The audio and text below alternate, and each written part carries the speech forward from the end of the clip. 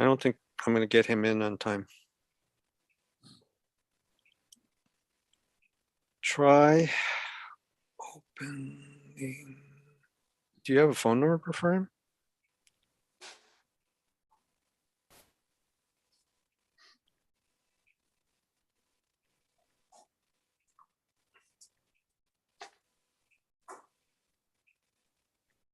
$7:00.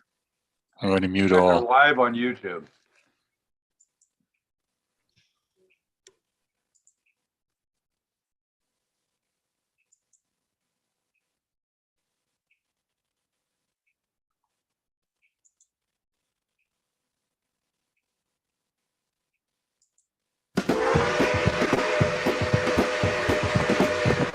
Hi there. Welcome to New Tracks Modeling. New Tracks is an exciting new digital opportunity to obtain mentoring to help you improve your modeling. You will meet talented modelers and manufacturers from all over the world who share their model building skills and artistic advice. Improve your modeling and increase the confidence in your modeling efforts. Share your building efforts with fellow modelers and have some fun doing it. The shows are live on Zoom and YouTube, so be sure to join in and ask your questions. Now here is New Tracks founder and your host, Jim Kello, MMR.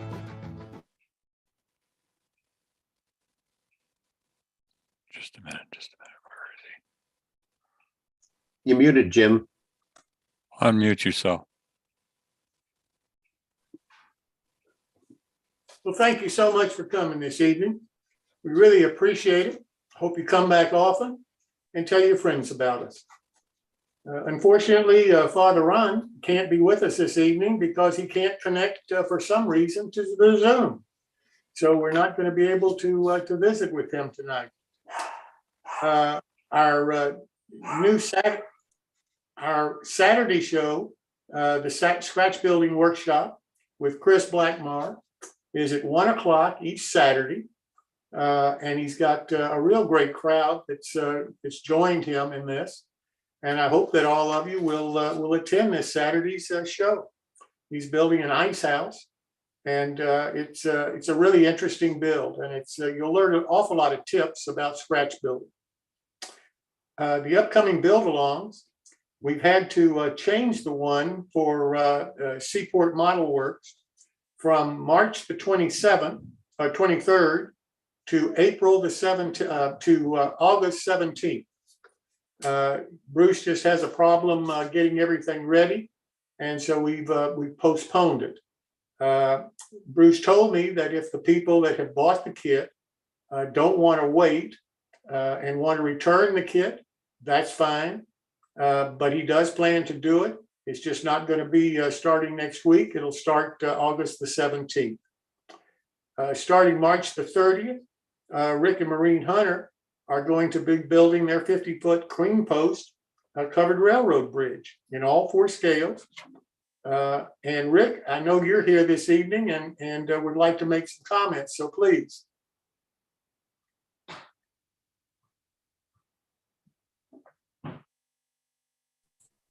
Rick? I had to unmute myself. Hi. Oh. Yeah, I'm here. Are you there? Yeah, Are I'm we here. okay? Yeah, I'm here. Oh, okay. I have the bandwidth problem again. Okay. Yeah, we're Okay. looking forward to this. We're looking forward to this build along. It's we have all the videos prepared for it and so on. We're just waiting for the clock to run down so that we can get going on it. This is what we're doing. It's our queen post covered bridge. This is actually the S scale version. That's the one we're going to be building in front of you because it's big enough that you can see it. We're hoping that a lot more people sign up. Our deadline for registration is on Friday. We can still accept them after that. It's a matter of the logistics of getting it to you before we start the process. We found out last time that some people waited to almost the week after type things so that they can always do it afterwards on YouTube if you wanted. But we're looking forward to it. The segments are go. We have to find out a little bit about the logistics of how we're going to do it all. But we're all ready to go. We just need a bunch more people to sign up for us. Okay, thanks, Jim. Thank you, Rick. I really do appreciate you and Marie doing this again, because the first two have been so popular, and I'm sure this one will be too. So thank both of you again. You're welcome. Thank you. Yes, sir. Then starting April the 6th, David Vaughn, who owns Wit and Wisdom Hobby Shop, is going to be doing a build along with Jim Murphy of their Nighthawk Cafe, which is a model of the John Armstrong inspired diner kit. So I know that you'll be interested in that one. Then Chris Corse has one starting in May, and he'll be talking about that one a little bit later in the show. I have had a question. We have this segment of our shows if modelers have a question. And I've had a modeler send in an email with a question, Alan Klypass. And Alan is here tonight. Alan is interested in learning how to build in brass. And his question is there a source? Is there a book? Is there some place that he can go and read for himself and learn the ins and outs of building in brass? I told him that I wasn't aware of such a book, but that doesn't mean there's not one out there. And therefore, I'd like to pass this along to anybody here that may know about something that could help Alan in his search for information on brass. Or if you're a builder in brass and you could think that you could pass on some tips to Alan, I'm sure that would be beneficial to him. So I have his email, and if you'll send me an email, I'll be glad to pass it along to him and put you in contact directly with him. My email is jimkello@newtracksmodeling.com. So I look forward to hearing from all of you about this, because I know that Alan is really interested in trying to get started in building in that medium.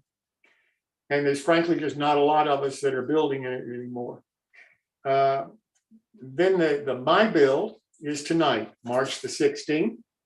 And I'll wait to talk about that until we get to that part of the show a little bit later. The next one after that is April the 13th. We have a sponsor for all of our My Builds, Dan Darty and his wife Amy, who published the O-Scale resource and S-Scale resource online publications that are free for any modeler to read. And I think what you'll find is that they're both of their magazines are tilted toward modeling.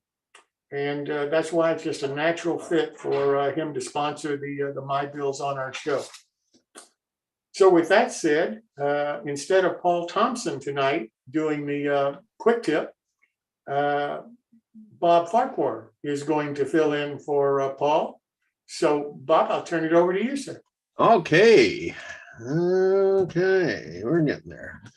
So this tip is more for structure lighting. You get these strips of LEDs. So there's these LEDs right here, and they're strips. They can be cut every third LED, 1, 2, 3, and then cut. It shows a picture of a scissors here to cut into cross here. There's a soldering pads for positive and negative, and the same the other side. So you can cut these apart. And what I've done here, for example, this is 12 volt powers this stuff, and you can put 12 volts on for the whole string of them, or 12 volts for the 3. And what happens with 12 volts is extremely bright light. And this is what happens, it washes out the scene completely. So what I've done is put a 9-volt battery in, or you can use a pulse width modulator to tone down the brightness of the light. And you see on the gas pumps here, they look a little better. So what I've done in this case, I'm going to do a bar mill's garage, and I wanted to do 3 lights above the gas pumps. So I got the one of these window alarm magnets. One side comes wired, and the other side, this other side is only the battery or the magnet for it right here. So they're reed switch in there, and once a magnet gets near it, and then the reed switch operates, and actually it releases when it does. But anyway, here, what I've done here, this on this Marabell's kit, there's the 3 lights I've installed in here, just glued it down, and put a 9-volt battery in here, and there's 1/2 of the window or alarm magnet right here wired in. So on the back of this building structure, I put a little platform in there. This is where the magnet can sit here. You actually do it on the roof if you wanted to, but in my case, there's the stairway going going up to the roof has gone in the way. So I built this platform. I just put some scrap grills on the side here, make it look like an air conditioner. And while it's on there, the lights light up. There's the lights on the gas pumps here. So that's my tip for the night. Well, thank you so much, sir. I really do appreciate you filling in for Paul this evening. Thank you so much. Okay. Well, now I'd like to turn to a gentleman who is the vice president of the Hobby Manufacturers Association and president of Atlantis Models. His name is Pete Feetry. Pete, welcome. Hey guys, how are you? Doing well. How about yourself? Doing very good. I just want to correct you. So yes, I am the vice president of the Hobby Manufacturers Association, and my name is Peter Vetri. Pete Petrie. That's a good one though. I like that. I apologize. No, it's okay. It's okay. No, thanks for having me on. It seems like you got a good group and a lot of interesting stuff. And that lighting tip was really interesting because we're actually going to be manufacturing. It's a Lindbergh had made it. It's their old the Lighthouse Kit. So we've been working on because the old way they used to do it was with D batteries and wiring and copper contacts. So we threw all that away and we switched to an LED type light, which we're including in the kit. But there was rumor that it was 1/87th scale, but it's really 1/160th scale. So it's technically N scale, but it's a really nice kit. It sits on this whole rocky base, and it has a nice seashore. It has a shipwreck on the side. So we're excited about coming out with that. I don't know if you guys know a lot about Atlantis, but my company has been around since 2009. I've been in the hobby business since 1999. But long story short, in 2018, we wound up purchasing, when Hobbyco had filed for bankruptcy, we purchased a lot of steel molds from Revell, Monogram, Aurora, from the people who purchased Revell through the bankruptcy. They looked at all that tooling that was in Illinois. They kept some stuff, and the rest they either were going to scrap or they said sell it. So we were able to be lucky enough, and we were able to score all that tooling, and it's just been a crazy ride ever since. And a lot of this tooling, the biggest thing, the best part about it is, it's great to have it and it's great to get these old kits out, but we've gotten so many emails from gentlemen like yourselves who just said, oh, thanks a lot for reissuing these old kits. It takes me back to a time when I was building with my dad or I was building with my uncle. So we weren't expecting all that, but it's just been, we've been on a hell of a ride ever since. And it's just been great. It's like, for me personally, it's like winning the lottery in the hobby business, I guess you can call it. So it's just been wonderful. And the work that went into those old tools, and now most of that stuff's done on computer, but back then they were building, wooden patterns 3 times the size as the real model, pantographing it down to keep all that detail in there. And we just been learning so much. We also got all the archive, because these German guys are the gentlemen who bought the tooling, and they didn't want the archive either. And in that archive is all the instructions, decals, blueprints. We have all the monogrammed scrapbooks from all their advertising as early as 1948, I think it goes back, when they were doing their wooden stuff. It all started with wood. And so that's a little bit about, Atlantis. And then I'm also the vice president of the Hobby Manufacturers Association, which is the only association just for hobby manufacturers. And we're trying to do more outreach with people like Jim. Jim, thanks for having me on again. And, you know, just trying to spread a word about the hobby and always getting, you know, figuring out ways to get younger kids involved, because as you know now, you know, there's more distractions now than ever, but you know, the hobby seems to be going really well. I mean, really good. So Here I'm everything's going in a good direction. pasting. I'm sorry? I think it was somebody who just hadn't been muted yet. So I don't want to sit here and keep blabbering, but that's a little bit about us. And I know you guys do a lot with oat scale. That's why I know we have that old white gas truck, which we sell a ton of in that 48 scale. So we're thinking about doing some new stuff in that scale next year, some new tooling for that. It seems like a scale, you know, there's tons of aircraft, but there's not a lot of vehicles in that scale. So that gas truck is just, when Revell put it out in the 50s, it sold like crazy, and we're putting it out now, it's selling like crazy. So we think it would be a good investment in that scale to do some new stuff, whether it be a fire truck or, you know, a moving van or whatever it is. We're open to some suggestions on that. Well, that would be great. I mean, it's always nice to have some new manufacturers enter the scale of oat scale. That's what I'm modeling. Yeah, yeah. And it's, you know, we do have the 148th armor, which we sell a lot of the howitzer. I guess people put it on a flat car and stuff like that. So that's also another one that sells good. We have a whole line of armor in 148th, and we have a 55 Chevy stake truck. We have the white gas truck, and we're coming out with next year, there's a little 56 Ford in that. But when Revell originally did those kits, for some reason, they never included glass. I guess, you know, the bosses said, nope, we're not going to put any clear in these. That's it. You know, let's get our micrometers out and measure, and they axed it. So everything that we have done, we have made new tooling to enhance it and do it right. So, you know, that's what we're trying to do is, you know, do it right this time around. I have a question. Do you Okay. use S scale 164? What was that? S scale 1 to 64? Do we have any items in that scale? Yes. What was I looking at today? I think we have a B25 in that scale, the Mitchell, the old Revell B25. Mhm. I was just doing a catalog today. Why is that 1/64th scale? It could have been another box scale plane, or maybe it was, yeah, I'm pretty sure.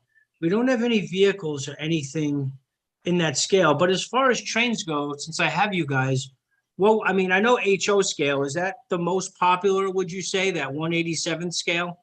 Yes. Yes, it is. And then where does it go from there? What would be number 2? I would say probably O scale or N scale. They're both almost equally popular, at least on the East Coast. So N scale is that 1/160th? Yes. Okay. So the But you guys- ratio probably is exactly what Greg just said. It's probably 10 to 1, somewhere between 5 to 10 to 1 more HO modelers than O or N modelers. Yeah, and I think that's also because they make the most product in that scale too. So it's gonna, you know, it's gonna be that dominating. You know, it's Yeah, There's but not- also in general, you're going to find a difference between O and N modelers. N modelers are more likely to buy products. O modelers are more likely to build products in general. because it's big and expensive to buy. So the way to think about this, it's the two competing curves of detail versus scale versus size, right? So in N scale, you can build a big layout, because if you think about the ratio of area that you're building in a layout, it's double. So N is half the size of HO, but you're gonna have 4 times as much stuff on a layout, right? So what you've got is basically the smaller scales are more for larger modeling and impact. The smaller scales are more for that kind of impact, large scenes. Larger scales are more detailed, so you tend to get more people buying a lot of cars for N scale, because they got to have a lot of rail cars, a lot of things. Where in O scale, because everything's bigger, people tend to more do scratch building and a lot more detail. So it's a kind of a ratio in the hobby of how much area you've got to fill with stuff to how much detail you build. And HO is kind of in the middle. It's kind of the Goldilocks scale. It's got good detail, but you can still do a lot more stuff than you can in O. So it's kind of which I think is why it's so popular. Is less because it's less popular because manufacturers manufacture. It's more because it's kind of in the middle in that juxtaposition of how big you can make the area you model versus the detail you can model.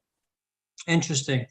Because when I was a kid, I remember having a piece of plywood in the corner of my room, and I had an HO scale layout. You know, that's what we did, all my friends, and we'd have our slot cars and HO scale layouts, and it was a lot of fun. I remember I used to go to when Toys R Us used to carry train stuff. You know, they used to have lifelike buildings and all that stuff, and that's another thing with the HMA. We're always trying to fight for more shelf space beyond hobby shops in the physical retail world. But as you guys know, that's changed a lot over the last 20 years. And another thing, when you brought into the conversation Toys R Us, age plays a large part in this as well, because younger children, it's much easier for them to deal with larger scales. They don't have the fine motor control. And as you get older, you can work with smaller scales and stuff until you start losing your eyesight, then you go back to bigger scales. Yeah. And it's also, and as you guys know, I'm sure you were turned on to the hobby by, you know, your dads or your grandpas or your uncles, whoever it may be. But now you have generations, skipped a couple of generations where, you know, there's no parents to show the kids today because their parents didn't show them. So we're always trying to, you got to constantly fill that gap, you know? That's what I hear all the time. You're exactly right. Mm-hmm. Absolutely. The other thing that I'm hearing is that the kids today they are not, they just don't migrate to model railroading. They're into what they see on the internet, or they or hear about, or see on some show. They're into fantasy. They're into a whole different group of models than I came along with, at least. Yes, a lot of kids are building. Kids are building. I don't think that's I mean, there was always distractions. Every generation had them. Now they're a little more blown out. Everyone has had distractions from doing these kinds of hobbies and stuff. But kids are building. What they're building a lot of are the Gundams, the Gundam robots, the Japanese anime stuff. And that is really, I mean, I think Bandai sold over the last 3 years over 4 million kits in that genre. You know, and they're all, I mean, Bandai's an incredible company. They can mold one part in 3 colors.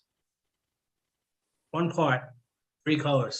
So it's really interesting, the technology in the molding machines. I mean, we got these, you know, we do our own molding too on Long Island, and we got great, these Toyo machines, Japanese machines, but which are great, but we still can only mold in 1 color. But if you look on YouTube, look up Bandai manufacturing, you'll see it. It's pretty interesting. What do you see for the U.S. manufacturers? What's the future like? Prices going up, things getting tougher to get. You know, the same, every single thing over the last, really about the last year has gone up from, and the biggest problem for us is getting the boxes printed. Getting the boxes printed. It used to take about 4 weeks. Then it turned to about 12. That's for one, you know, 1 kit, 1 box. Now we got it back down to about 6. So, you know, you know, all of our stuff is oil, petroleum, you know, petroleum based, you know, raw hips, the plastic material, everything's gone up, I'd say between 10 and 30%. So, but the biggest problem for us, and even though we're made all in the USA, we don't deal anything with China or overseas, is getting those boxes printed. Because if you think about it, with COVID, everyone's gone to takeout. There's just so much more waste and garbage. There's all these takeout boxes, all these cardboard cereal boxes. It's all printed by the same box people. It's all kind of the same stuff. So I know the biggest company, the name just slips my mind, the biggest paper company in the country, they just built a brand new mill to get more board to manufacturers. So we're hoping that kind of helps a little bit. And sometimes the pulp comes from China, you know, even though there's certain components of paper that come from elsewhere. So we're still seeing a lot of that COVID residual stuff. It will probably take another year, I would think, until it's somewhat back to normal. Will prices ever come down again? I'm not sure, but they can't just keep going up, up, up, up and up. It's just going to raise the price to the consumer. Consumers will pay more in the end, as always. Well, there's no alternative. I mean, if you, the manufacturer, have to see it, that cuts into your profit. Sooner or later, you're going to have to decide to go out of business or pass the prices on. That's it. And everyone has been raising them, you know. We're still pretty low. We started out low. We raised it a little bit, but not that much. But I think the average model car kit now is $36.99 MSRP. Yeah. And that's a big increase from for the kids that are doing that kind of thing, you know. Where do Definitely. they get that kind of money? They go to dad and say, "Dad, hey, Dad, I need $40 for my next model." Yeah, you can go, you know, Hobby Lobby has some entry level stuff for pretty cheap, but if you want like you're gonna pay up. I mean, the glory days of the old pricing is definitely gone for now. Well, I tell you, I remember the old monogram kits, and I remember the old wooden kits. I learned how to build in a lot of those, so I understand the nostalgia that you're seeing in that kind of a hobby. Yeah, it all started in Illinois. A lot of those companies, you know, Comet and all that Yep. stuff. But I'm on Long Island, and I actually grew up right around the block from Aurora myself. I was from Garden City South, and the next town over was West Hempstead. Then I moved to Queens. Then I came back to Long Island. So those molds went from Aurora and West Hempstead. They got Monogram had bought the Aurora tooling in 1977. That's a whole nother story we can talk about because I studied that extensively. I know pretty much everything, any question you ever had about that. But so some of those molds that we bought, they were still on the original pallets when Aurora shipped them the Monogram by rail car. And they went from West Hempstead to Morton Grove, Illinois, 77, and they never touched them. And they went right back to Long Island in 2018, untouched, still on a skid, still banded. So we've been learning a lot, and there's a lot of appreciation for all the work from our side that went into making those tools back in the 50s, 60s, and 70s. Like, that's perfect. Thank you. Well, you know, I'm glad to hear about you because until I joined the association, I had never heard of you before, and certainly not what you've told us tonight. So I'm really glad to find you. Oh, great. I'm glad I can participate here and tell you guys some stories that you're not going to hear from anyone else, that's for sure. Let me ask you this. You're vice president of the association.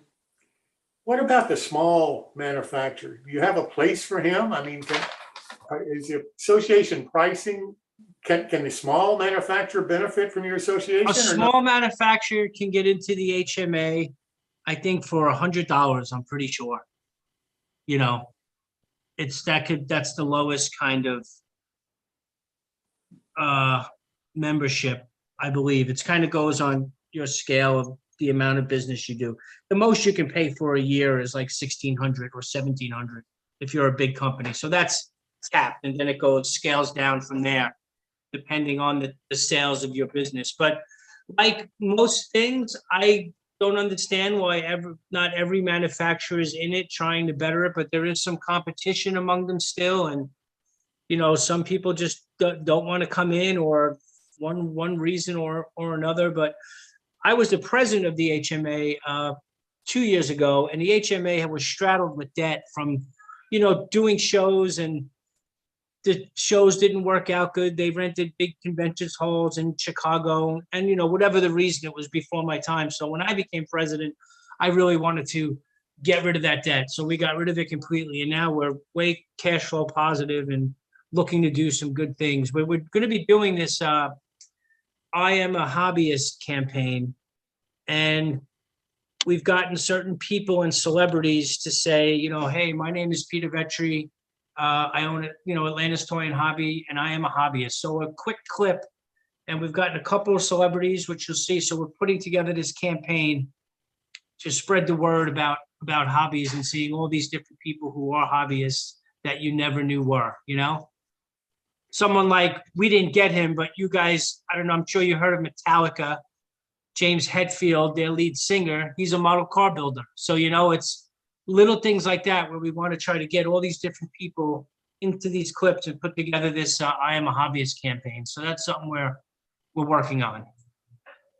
What's your market? What's the association's market for people? We're always trying to, we make these brochures, and if you guys ever go to shows or if you want to need them, they're just pamphlets. We have a great one on model railroading at every scale. If you need them, we can send them to you. If you go to a show, you can drop them off. You can drop them off at libraries. So we have literature that we distribute to libraries and youth clubs all over the place, and we try to get the word out that way. It's just a free thing that a parent really have to get the parent interested in it, and then the kid, or get it to the kid and they'll want to get it to the parent, but it's kind of got to get a couple of people wanting to do it. So we're always trying to figure out ways to keep the hobby young and get more young people into it. And I don't know if you're familiar, Jim, with NRSA, the National Retail Hobby Store Association.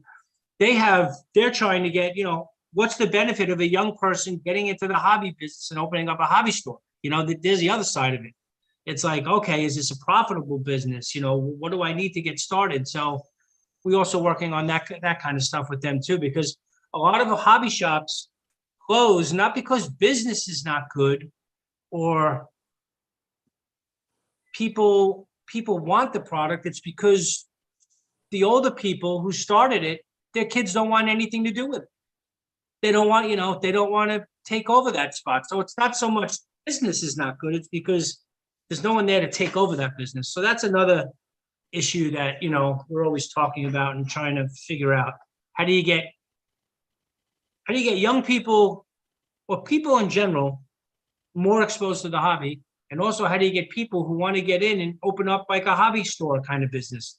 I mean, there's a lot of people opening up online. It's a bit easier. I'm not saying it's super easy, because that has its complications too. But, I was looking at stuff from the archive of ours, old Revell distributor orders from 1976, and there was over like 60 hobby shops just in the state of Michigan.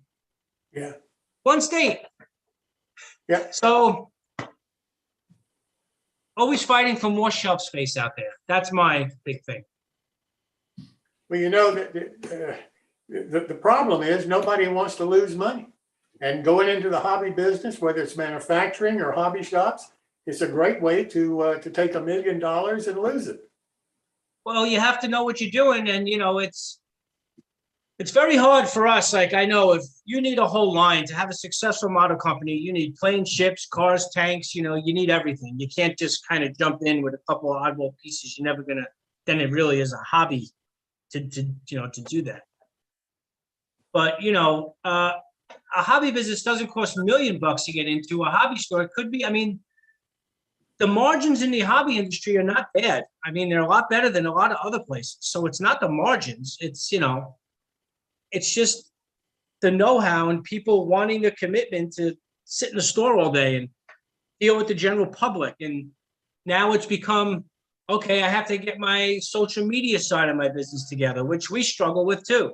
We still got to do that as well. There's so many different platforms. It's just everything's gotten complicated. It's gotten easier, but it's gotten more complicated too at the same time. So, one of the things, because I do, I understand about the National Retail Hobby Shop Association or Hobby Stores Association, and I've had them on my show. And part of what I hear from the hobby shop owners, and I've had probably 5 or 6 different hobby shop owners now on the show, is in some ways the manufacturers are killing them, because the manufacturers are offering discounts that the hobby store can't match. So people are going straight to the manufacturer and bypassing the hobby shop altogether for the same product. And they're seeing people come to shows, and even if they go to a show outside of their normal business area. They've got manufacturers at the show selling their product at a discount. And they can't compete with the manufacturer that they're buying from that they'd like to have in their shop. Yeah. You had a And- question, and- sir? Oh, sorry. There is, that there's distributors that we sell to who also retail. There's people who have websites too. It's, everyone's fighting for that same customer too. And any store, my advice would be to any store would be to, hey, make sure you have an online presence as well. You can't just, complain about things. People who have online shops, they're not breaking any laws. They're doing things by the book. Right. It's, so. So the You real got- problem for the physical space hobby shop is the long tail of inventory that with low turns that you have to carry. And purchasing. So, for example, I talked to one hobby shop owner, had some discussions about the idea of doing group buying. And so in other words, a vendor will have a minimum quantity purchase. If you want to buy this product, you have to buy a case of 20, which buying 20 engines of a specific road name for a hobby shop is not a viable business opportunity. You don't have enough No, volume. you're way too And- heavy. Right. But the idea is if 10 hobby shops or 5 hobby shops got together, they could each take 4 of that order and distribute them. Yet the manufacturers refuse to let the hobby shops do that. I mean, the manufacturers are doing basically, I think as Jim said, a lot of things that are damaging the physical hobby shops. And I think what the manufacturers don't realize is that without physical hobby shops, people don't get interested in things. Correct. And so, this idea of not allowing, I mean, when I've talked to the guys who run hobby shops about is get together and have a group buying. They ought to have a consortium to buy. They ought to have a way of distributing an inventory between them so they can have a distributed inventory instead of a centralized inventory. And I think the manufacturers need to realize that, yeah, you're making money off of these guys that are buying online. But if the physical hobby shops go away, I think you begin to lose the customer base. So I think there's a strong It's message. an eroding ripple effect, Right. And so the idea is what things can manufacturers do? So one of the easy things manufacturers do is say, sure, we don't mind consortium buys. You guys want to get together and buy a bunch of stuff together and then distribute amongst yourselves? How is that any fundamentally different than an intermare buying a bunch of stuff and shipping it to a bunch of people? But the manufacturers are doing things because of their perception. Oh, these guys are trying to get together and get a better discount from us, so they're trying to screw us. No, they're trying to survive. And I think the hobby manufacturers need to really realize the problems they're creating for the retail channel, for the physical brick and mortar retail channel. And the reality is becoming an online, say, oh, you got to have an online presence. Guess what? In the cloud, scale and volume always win. There's a reason Amazon's so big. So having 50 small hobby shops have their own little website and that, it all sounds very interesting, but they're not going to get any volume out of it. The volume is going to go to the gorilla. That's what crossing the chasm theory, what Gordon Moore said about markets is there's always going to be a gorilla or chimpanzees. And on the online side, there are going to be very big players. And you can't have a whole bunch of people, why would I go to my little local hobby shop's website versus going to Amazon? And so, I think the physical presence, what it's got to be, and the manufacturers need to basically realize they have a bifurcated market. So anyway, I'm sorry, I get on a real soapbox about it, but I think the manufacturers and the way the distribution channel is being run is killing the physical hobby locations, at least in our part of the hobby. Yeah, no, I understand everything you're saying. It all has a lot of, it makes a lot of sense. And if the hobby shops band together and get this kind of buying group thing going, because they really do hold the power. And it's not even about the power. It's just about the idea of saying, yeah, you just do it in a way that makes really good sense. I mean, by the way, the other thing that we've found is a lot of the hobby shops do regular buys from certain distributors. And the idea of being able to, as a local modeler, call your hobby shop and say, hey, saw these 5 things in the catalog. Can you order them for me on your next shipment? And then go pick them up next week instead of buying them online and paying the online shipping. And I think the hobby manufacturers need to encourage that idea of, again, doing the local hobby shop for a lot of your purchases. So the online guys will take care of themselves between us. Yeah. No, Anyway, I sorry. understand. I just hate, I agree with you 100%. I just, I look at the hobby shop. I live in the Bay Area in California, and I look at the hobby shops we've lost, and it's, it just continues. So, and the Yeah, guys who are in it, you talk to them, and it's hard. It's a hard business. in another 10 years, it's going to look real different unless you need some, all the things that you talked out, but also younger people opening up hobby stores. I mean, you think you have one kind of franchise in the whole industry, which is Hobby Town, right? And a lot of them are RC stores, and it's like you said, it's tough to be an all-around hobby shop. You're talking, couple of $1 million in inventory, Yep. just sitting there at a slow turn, so, it's not easy. Absolutely. And the hobby shop people are saying that they're one of their programs for growth because they're not getting a lot of the hobby shops to belong to their association. And so what they're trying to do is develop a program for new people to buy hobby shops when they're for sale or to start a hobby shop and help them from a business standpoint, because a lot of people that might be interested in taking over a hobby shop don't have the business background. Yeah. Yeah. So hopefully that'll work out and solve some of the problem. Well, Pete, I'm sorry we're out of time tonight, but I can't thank you enough for being here and sharing your thoughts with us. Thank you, guys. I really appreciate it. If you have any questions about Atlantis or ideas, you can email info@atlantis-models.com. You can see that on the website and just, say, hey, I listened to you on Jim's show and, any questions you might have or ideas, I'll answer your email because I take, I look at all the emails and believe me, they come in. That's a whole job in itself. But so, we got a lot of good things coming, and I appreciate what you guys do, Jim. So thank you. And thanks for having me. Yes, sir. Thanks for being here. I really do appreciate it. You've taught me a lot about your company and about what you're doing. So that's worth it all to me. Yeah, I just did. I put up on our website. We have a blog. You click on the blog, and I just did this story with Bob Johnson, who worked for Monogram for 20 years, and Ed Sexton, who also worked for Revell. And it was all about the whole thing about the Monogram purchasing the Aurora molds, and it's the real deal. So it's a quick read, but you see it on our website. Check it out. I will do that. Thanks so much, Pete. Okay, take care, guys. Yes, sir. Well, now I'd like to turn to another great model, Paul Schreck. Paul's going to talk to us about his track planning. So, Paul, welcome. Welcome, and I am unmuted. Good, so I don't have to worry about that one.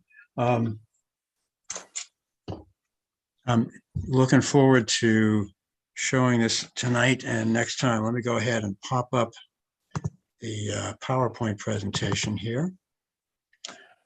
Email address is there for anybody who wants to follow up with me later. Had a lot of good design help from some of the guys here in the Atlanta area that are part of the Piedmont division of NMRA, Kruheimer, Dave Yeager. And with COVID, we did largely virtual tours this last fall. And the one from my layout can be seen if you go on YouTube and Google Piedmont Pilgrimage, then my name and the year 2021. There's one in 2020 as well, but the 2021 one I think was a nicer job. So tonight we'll do part one of some things I learned designing a good freight classification yard. I had some good help from the people at the LD SIG group and NMRA, and good help from a number of people in our local division. And a little trivia question here. Which way should the yard engine face, east or west? we'll come back to a hint and the answer to that one later. Some design yard options for those of you that are looking at perhaps moving and doing another yard, as I did 10 years ago. And my freight yard in this house is a whole lot better than it was 10 years ago. You got your simple ladder that can look like this. You've got a compound ladder where you've got multiple turnouts coming off of one, like this one. And as we'll see, you're going to want to have a drill track where your yard switcher can pull back a cut of cars and then distribute them onto one of the classification tracks. The arrival and departure tracks aren't on in this picture. Joe Nichols Sr. here in Atlanta is one of the earliest MMRs. I think his number is 73. And he's got a lovely, lovely stub-ended freight yard that also slopes downhill past the hump, so that when he uncouples, the car will roll down most of the time to the other end to make more room. Feather ladder. I don't know if it's free tag or fry tag. My apologies to the fellow who created it if I'm pronouncing it wrong. It's another way of being able to pull cars off the main down to the drill track and then distributing them on the classification tracks. One advantage of this one is that the caboose track is going to be in the right place, so you don't have to have a runaround that you'll see on my freight yard. Arrival and departure tracks. You want to make sure that if you only have one entry, if you're only coming in from one direction, you don't want the crossover into the arrival and departure tracks to be back here, because the drill track is going to be pulling cars off of this and putting them down here. So you want to make sure that the engine that comes in is not going to be interfering with any of the classification work that's happening down here. Can you reach it? Rule of thumb, what I think about 36 inches for a decent reach. So make sure that from your aisle back as far as you need to go, that you can reach to be able to get things. Another version of some runarounds. This is an example of not a good place because the yard switcher is going to be coming down here, and then it can't, if it backs into this and the car is in front of it, there's nothing it can do to get itself out, not without a runaround track.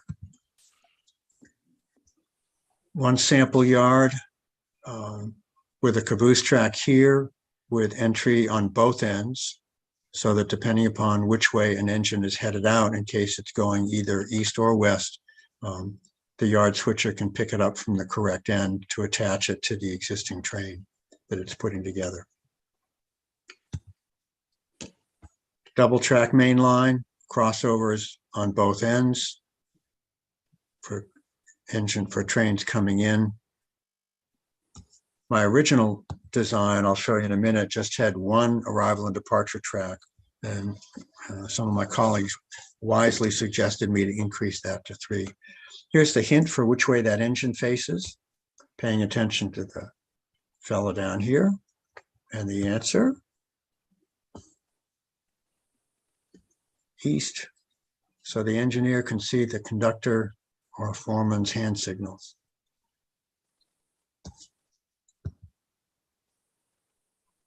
Where are you going to put your turnout throws if you're doing manual throws?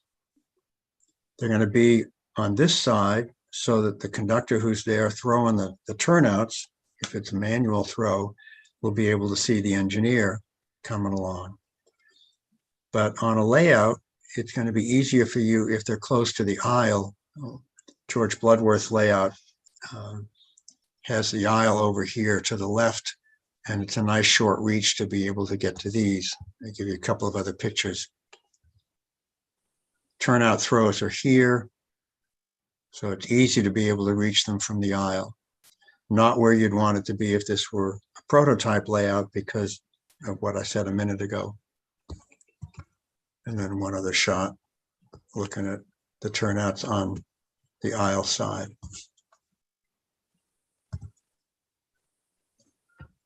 Space gained. If you look at the angle of things, starting at the top, all of these have a number 6 turnout for getting started. The angle here is only 9.5 degrees from the main line to the yard line here. But to be able to get the 1, 2, 3, 4, 5, 6 classification tracks, it's going to take you, move that a little bit over, it's going to take you 6 feet 3 inches to be able to do that. By adding a short curve off the main line before you get to the first classification track, you can change the angle some and you save yourself 15 inches. For a 10-inch 40-foot boxcar, that's going to give you 1.5 cars more there. If you do compound ladder, you shrink down where your early ones can be from 5 feet down to 4.4 feet 2 inches, and you've got an extra 2 feet for things. And then lastly, if you start with a major curve instead of coming in at a straight line, you can shrink that down even more to having more space down here. This is one of the times that I miss being face-to-face where people can do Q&A just by sticking up a hand, because I can only see 4 people here on the side. So Jim, if you see somebody put something in the chat box that I'm not seeing, feel free to interrupt me. Okay. A quick tangent here. When I moved to my current house 10 years ago, I learned about Lynn Westcott's lightweight design that is so much better. Uses 1x4s with a 1x2 on the top. Nail gun, if you've got one, comes in handy for securing the 1x2 on top. It's not going to slide anywhere. And then above that, perpendicular to it, the 1x4 and the 1x2, all the screws come from underneath into the 1/2-inch plywood that sits on top.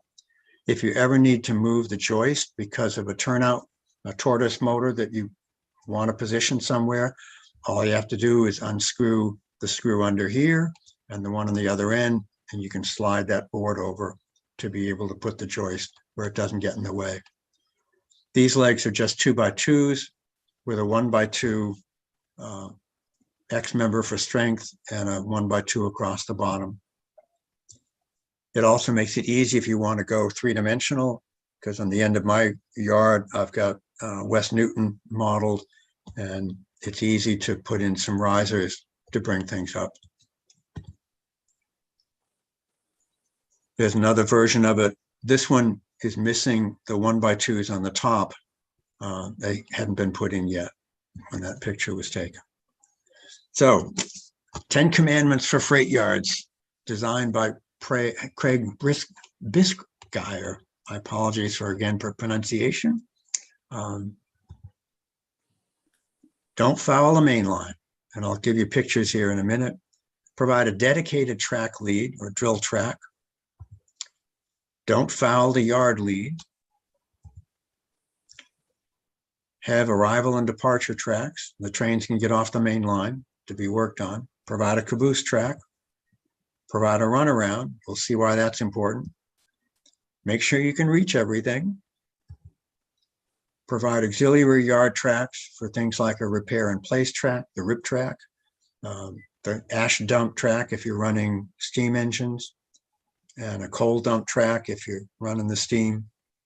Don't overcrowd the yard. And lastly, make it easy to run. Have fun with it. So let's take a look. Again, not fouling the main line. If you put a crossover here, you're going to have problems with the yard switcher being able to pull cars off the train that's arrived and moving them into the classification tracks. This is a schematic on any rail of my freight yard here. Drill track is up here on the left. Arrival and departure sorry, the yard entry on the left side is here. And on the right side, I've got a three-way turnout. I know it's not prototypical, but it's my layout. Three-way turnout that comes back then to the main lines and can cross over to either main line, depending upon which way things are coming. We'll see more of that later. Overhead view, the two main lines come around 48-inch in the minimum radius inside. And the drill track up here, I love having a long track for the drill track. I can run, I think it's either 10 or 12 40-foot box cars from the end of that drill track all the way down here to from the arrival and departure tracks or the classification tracks. So you can pull a nice long cut of cars. And again, there's the drill track showing the space for that. Number 3, and the top of my screen hides some of what's up there. Thou shalt not foul the yard lead. Boxcar is a little too close there, so other lines can't get out.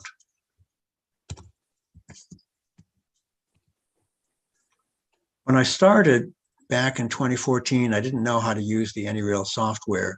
And initially, I just had the one arrival and departure track and a bunch of classification tracks. And friends quickly said, no, give yourself at least 3 arrival and departure tracks. Because you got one train coming in, you got one you're going to be dismantling, another one you're putting together. So you really want to have at least 3. And early on, I thought I would have the 2 main lines coming across the back and allow exit from the yard. I got rid of that idea quickly. Not good. So here's the sketch, increasing it to 3 arrival and departure tracks. Originally, I was going to have the icing track over here, so that it was much easier for the yard switcher to push a cut of cars in to the ice house and then back them out and reassemble them on the departure tracks. But that cost me 2 classification tracks. So later on, I moved it over here and see what happens with that. There's 3 arrival and departure tracks, the 2 main lines. You can't see it in this picture, but from here down to here, I let the main lines drop down some because I wanted to add a little more 3-dimensional quality to this huge flat section. Providing a caboose track with a runaround. Because I have it on the wrong end of the yard, it means that if the yard switcher picks up a caboose from the end of the train, backs up, and comes down here with it to drop it off in here, it's on the wrong end of the caboose. So it has to have enough space to be able to back up and then run around to be able to get back out. Alternatively, we'll see later, there's another runaround track. This one and this one are a longer runaround track where the yard switcher could come around to the other end of the caboose that way.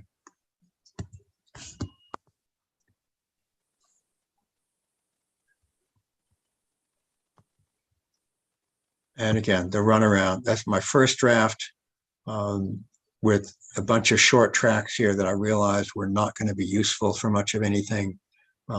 So in a later design, I changed how that runaround goes so that you can pull a cut of cars out of the arrival and departure tracks and move up here. If the caboose needs to, if the yard switcher is pulling a caboose, he could drop it off here.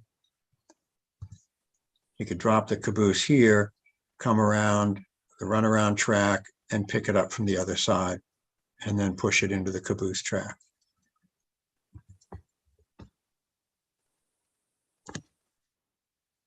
The final design for the runarounds. Again, the ice house got moved over here on the left, which gave me 6 classification tracks. And there's a major runaround track that you see here. And there's a short one in the caboose track area. There's another one back here that's a little harder to see. Let me move this out of the way. Between track 6 and track 5, there's a turnout that brings you over to 5 and one that takes you back to 6. So that when he's pulling cars out of the ice house, he can pull them here and then uncouple and use the runaround track to come around and pick them up to put them back on the departure track. Not the best, but I can work with it. Commandment number 7, thou shalt be able to reach everything.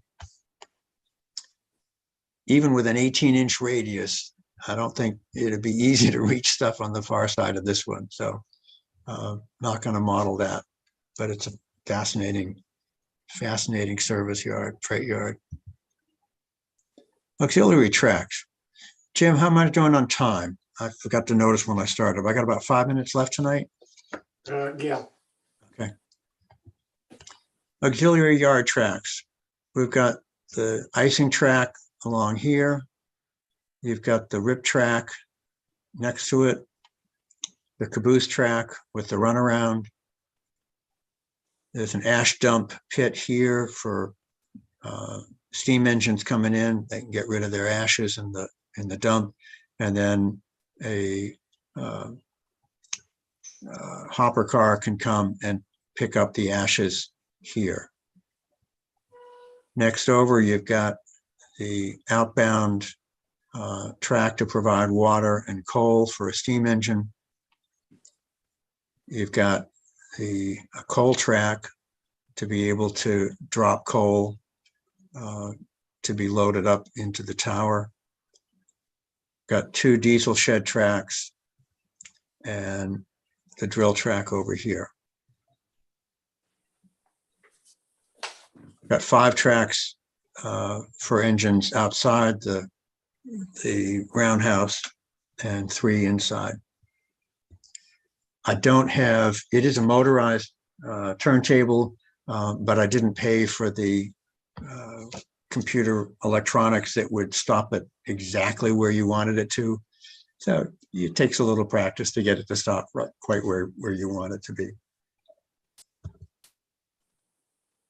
Another view from the rip track, the caboose track, and the like.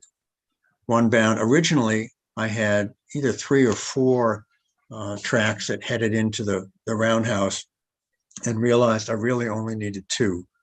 One for the inbound to drop the ashes if I'm running steam, and one for the outbound for the steam engines to pick up water and coal.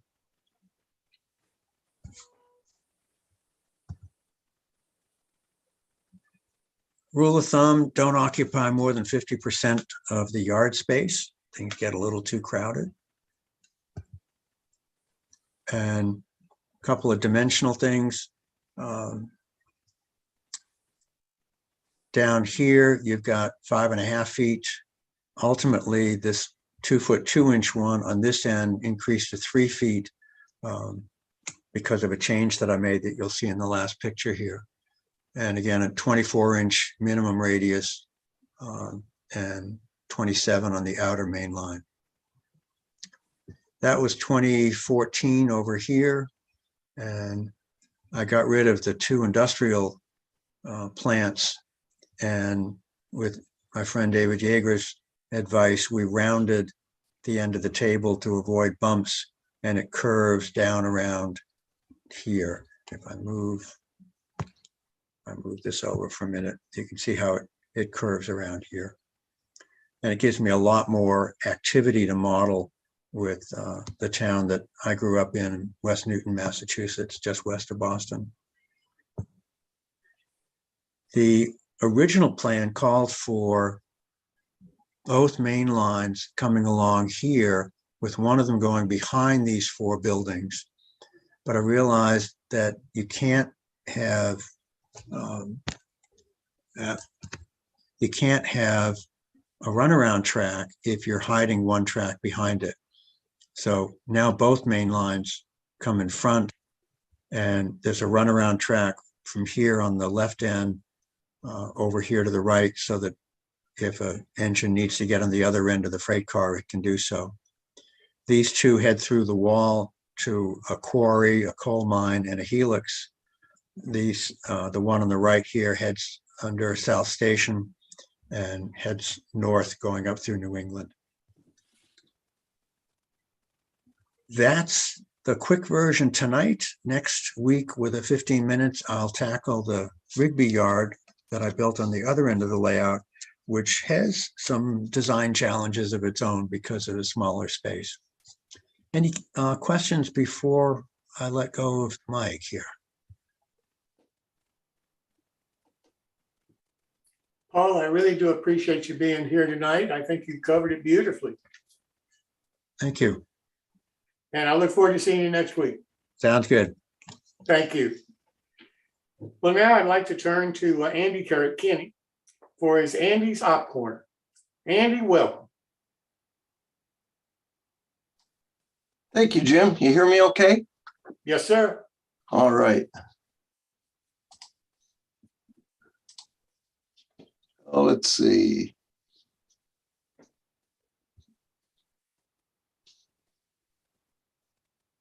Just got to figure out where my program is. Share screen.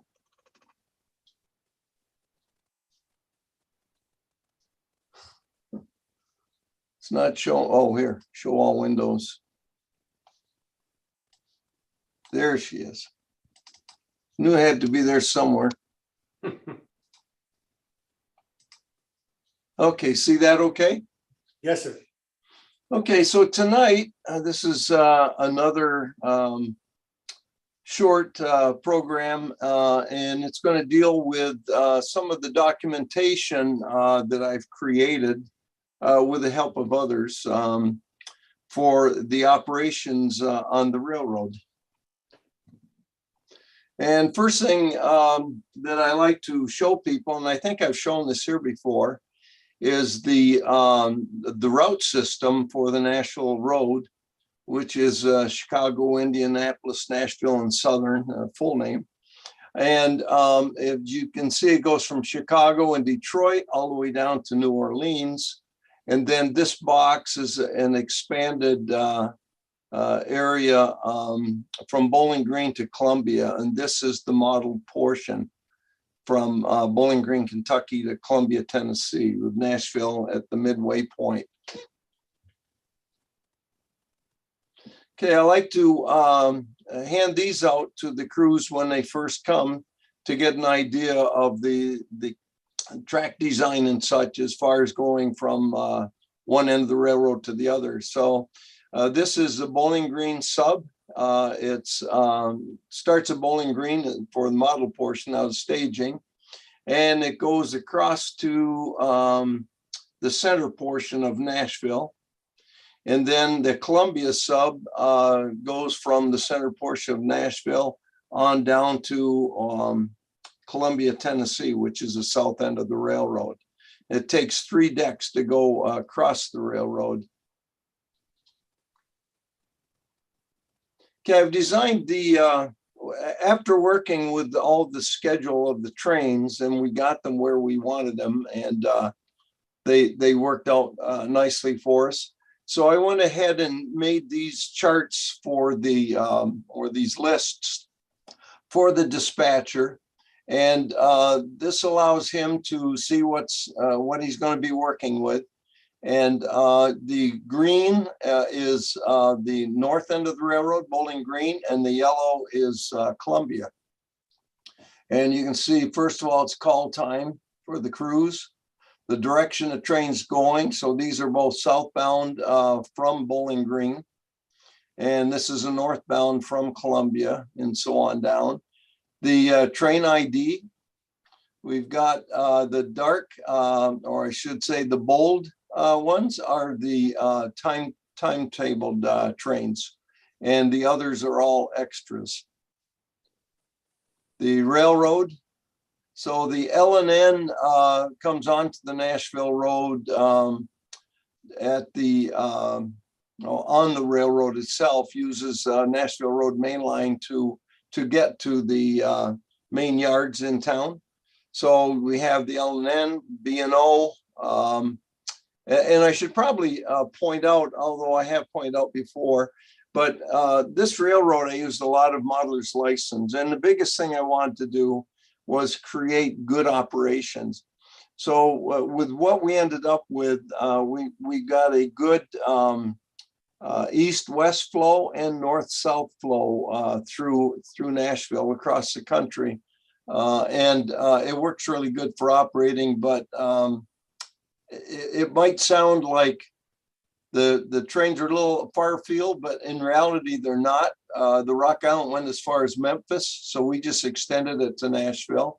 And the B&O went as far as Louisville, and we extended that down to Nashville. So we have the Nashville Road, the B&O, the Rock Island, the L&N that actually was in the Nashville area. Those are transfer trains in and out of the main yards. And also the NC St. Louis, Nashville, Chattanooga, St. Louis, same thing, out of their own staging, uses Nashville Road main line to get into town to switch out with Nashville Road and the Ribo Yard. And then Tennessee Central is the 6th railroad. So a breakdown of the subdivisions, the origination, where they start, termination, and if there's an interim stop. So this is the AM, and this is the PM. If anybody has any questions, I have no problem stopping me. Might be easier than going back at a later, later on, try and find out where what we were talking about. Okay, I made these up. They're actually a half of 8.5 by 11 sheet, and we have on this side the Bowling Green sub, and on the back side, so it's a two-sided form. The back side's a Columbia sub, and you can see Bowling Green down to Ribo Yard, and that's the B&O Rock Island Yard.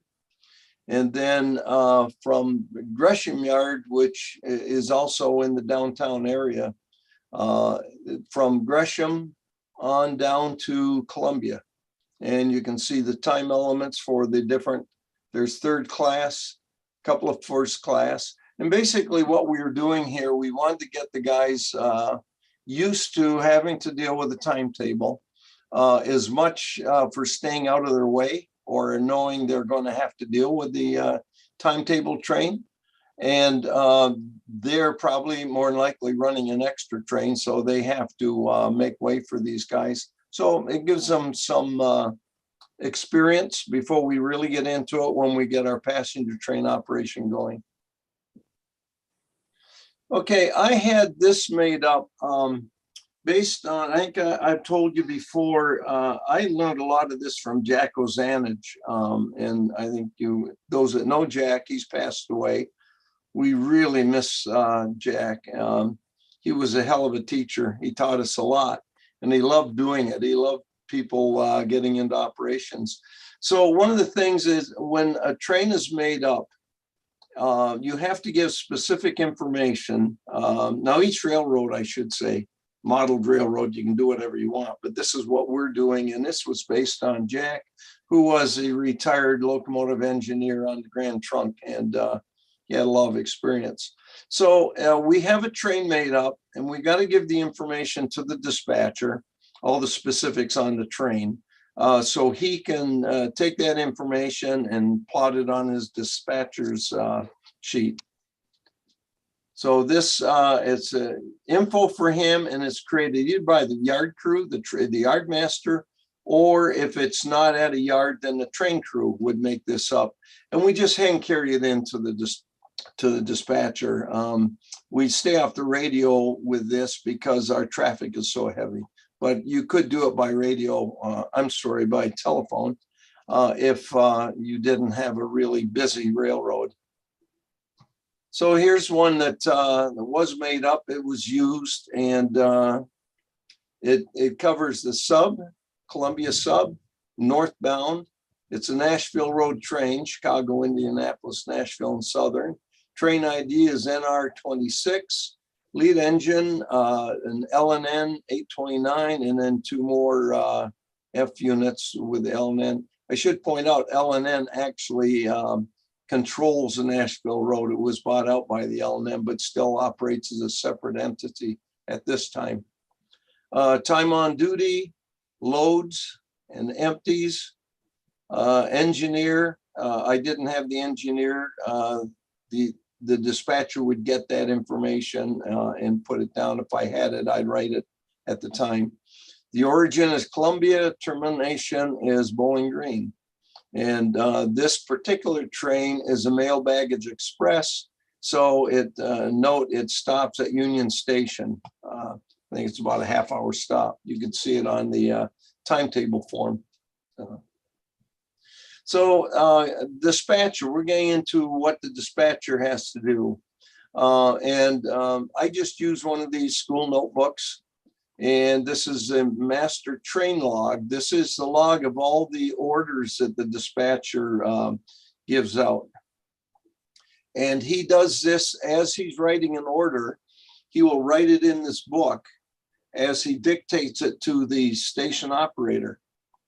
And the red line means the train has reached this destination, so we can scratch it off the books. Now, this is the form for train order that I use based on what Jack Ozanich used. And here it's a Form 19. I won't get into the forms. I don't know them that well. There's several different forms the real railroads use. There's maybe 2 or 3 that we can use, but Form 19 is the one we use the most. And I've got a couple of them that are written.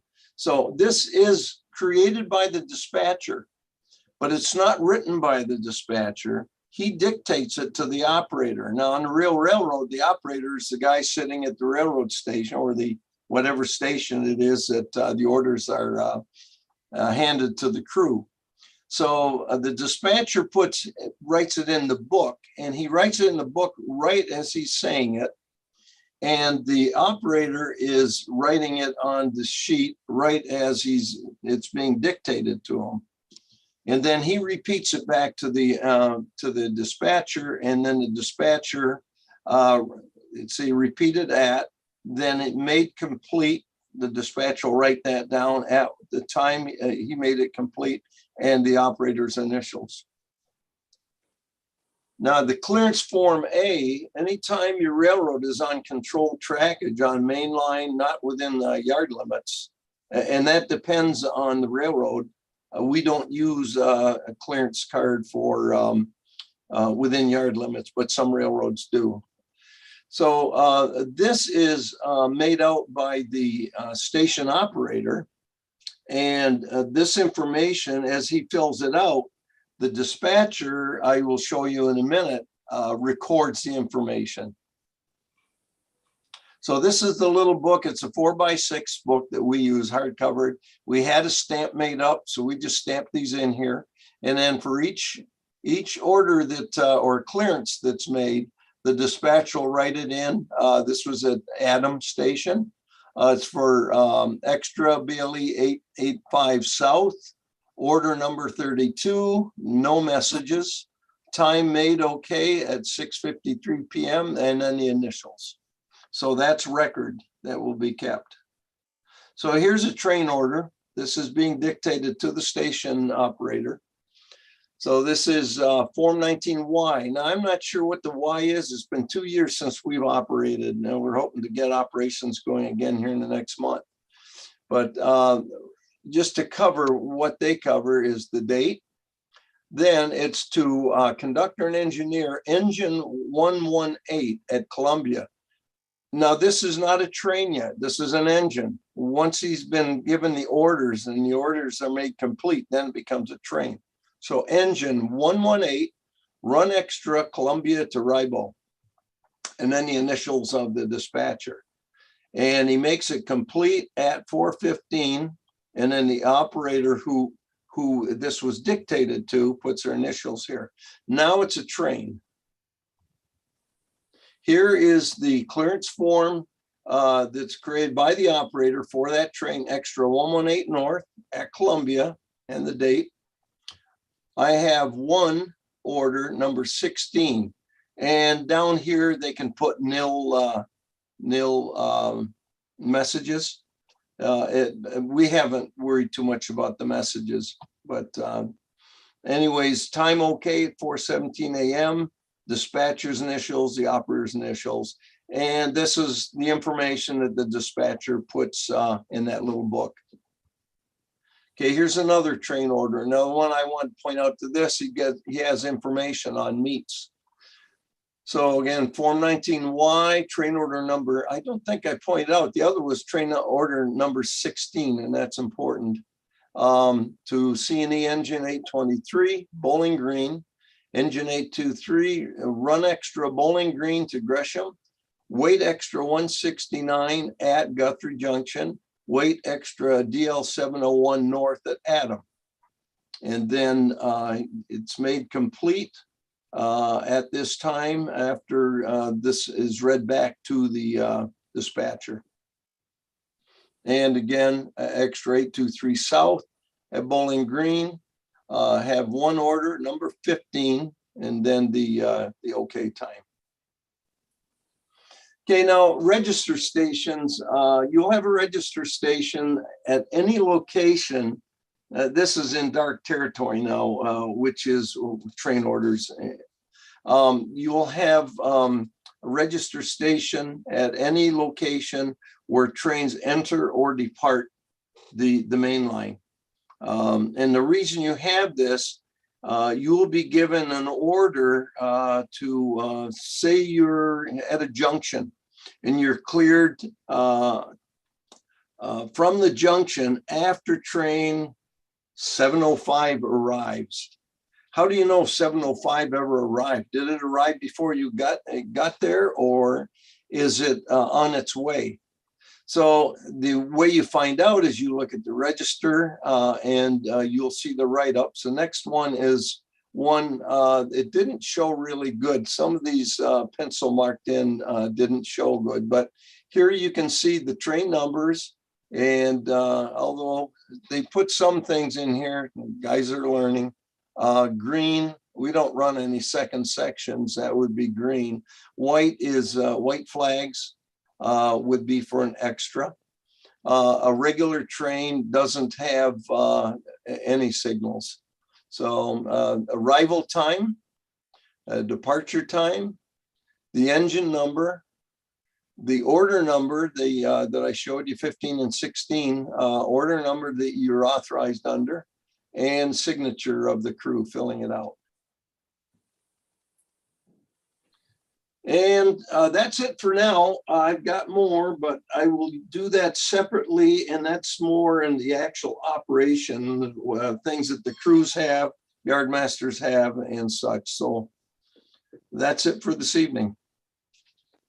Well, Andy, I can't thank you enough. That's fantastic, because for people that are coming in new to operation, that explains an awful lot about how you operate, at least. Well, thanks, Jim. Yeah, one thing, well, two things I want. One thing, a lot of this stuff scares people off, and I understand it. They're not interested in it. It's a challenge. I find it a lot of fun. It's like going to work on the railroad for a day and don't try and screw up.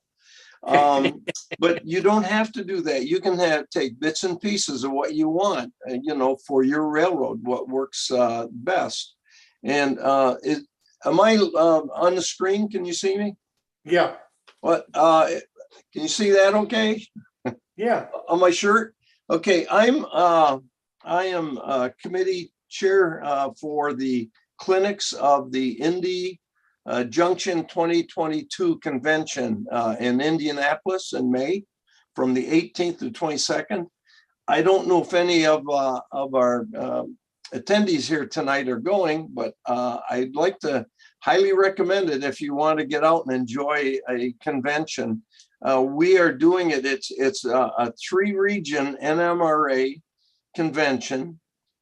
3 regions got together, plus the RPM group, if you're familiar with the RPM. And anybody can go to any of the clinics and do any of the things that are going on. You just pay a registration fee to get in. You don't have to be a member of one or the other. Clinics, there's over 100 clinics. I've got 4 clinics running continuously from 9 in the morning till 10 at night for 4 days. So it should be fun, and I hope some of the people consider joining us. Fantastic, Andy. Thank you so much for the information. If you'd like to come back next year and maybe talk to us about what your clinics are and everything, you're most welcome. All those clinics? Yeah. Yeah, I might be able to find some good ones for you. Thank you so much. I appreciate it. You have a good evening. Okay, thank you. I'm going to leave. I'm still working on that convention. So I'll leave you. Thanks, guys. We'll talk to you later. Yeah. Well, now I'd like to turn to Chris Course for the My Build for this evening. And Chris, I know that we're running a little late on it tonight, but I really appreciate this and I'm looking forward to it. Chris also wants to talk to you, I think, a little bit about his build along coming up. And I think that's going to be a great project. So Chris, I'll turn it over to you, sir. All right, thanks, Jim. Get the lovely share screen up here.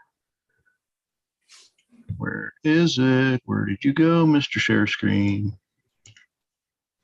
Oh, there it is, right in front of my nose. No, I didn't see it. All right, sorry about that. All right. All right, as usual, it's the My Build, of course, featuring you for March 16th. And the next one will be April 13th. We're going to start out tonight with actually my build. What we're actually going to do is we're going to talk about the build along of Kello Station. I managed to get 98% of Kello Station, the HO scale version, built this week. It's still missing the station signs on it, and we'll get those as soon as I can get my laser cutter back up to speed. And hopefully we'll get the O scale version right behind it. The O scale is going to look a little bit different than this. It'll have some different windows on it, and hopefully it'll have a little bit of a little bit more character all on its own. And then here's some more pictures of it.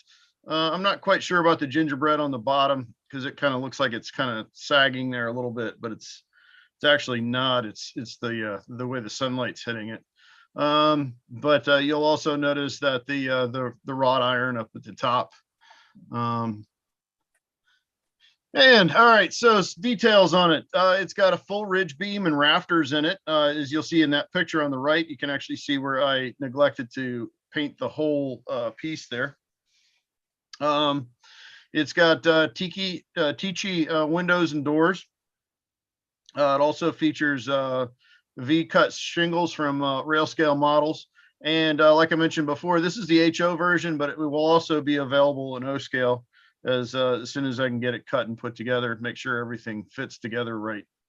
The build along for it starts May 25th.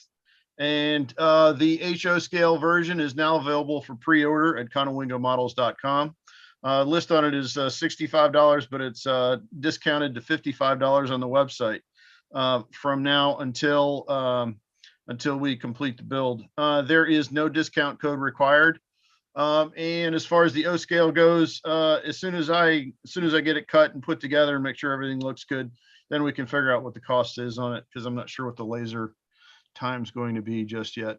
But anyway, if you want to go ahead and pre-order it at conowingomodels.com, we will get that moving as soon as we can for you.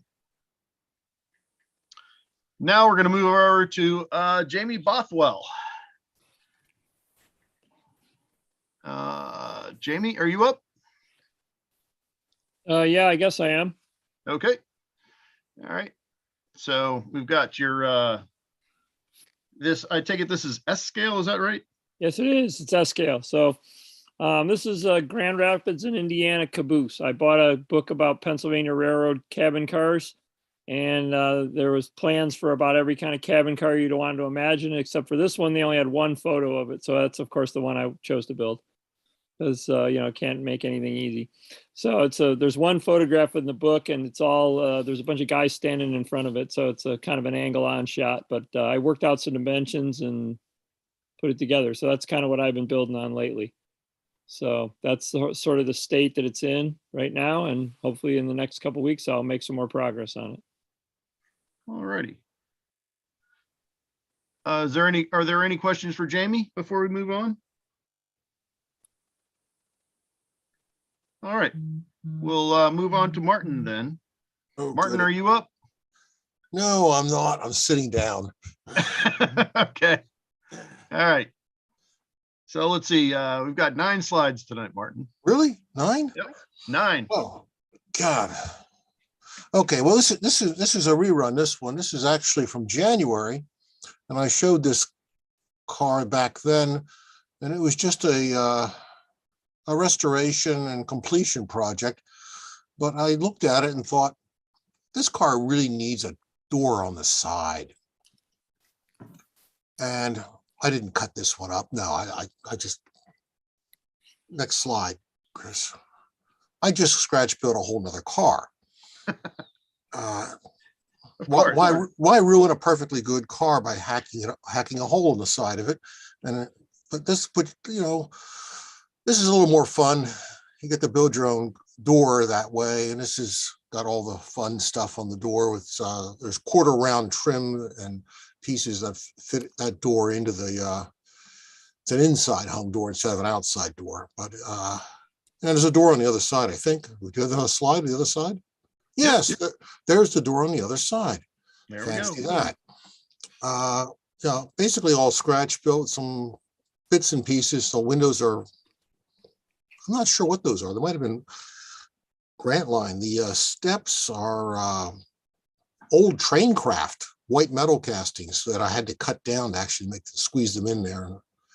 The rest it's either precision scale parts or stuff that I just cobbled together. And let's keep going. Yeah, so while you're building one car, don't waste time. Build a second car in parallel. You're gonna clutter up your bench with everything. You might as well make a good mess. So I built a little longer version of the car with a little bit of an open platform on the end, different door. I've gotten fun building these doors because you can do anything you want with the door. It's just a bunch of sticks of wood over some, in this case, it was I think it was scribe siding. The other one was just plain flat 1/32 basswood, but this actually is scribe siding, I think, underneath all those little holes and bits. I think those are Tichy windows on this car. They make a really nice camp car window. And I think 3 of them left. So I think all 3 are on this car. Well, take a look at the other side. Other side? Yay, there's the other side. So yeah, basically the same thing with the little bit of extra stuff. And a little platform with all kinds of good stuff sitting on it. A little guardrail on the end to keep foolish people from falling off the end of the car, because that happens apparently. And let's get the next slide while we're at it. Yeah. So some odds and ends that came out of the extra bits and pieces box again, shoe box underneath the one counter. Actually, this took a lot of time because painting little tiny pieces just takes forever, it seems. Tweezers and clamps and clips and 13 different bottles of paint and letting stuff dry. And for some reason, I have a young man who is contemplating his teapot. I have no idea what that means. I'll leave that to any psychologist in the room to figure that out for me. Next slide. Oh yeah, the backside. It's suitably boring. There's nothing going on here at all other than some grab irons and what all. The standard stuff, not even a ladder.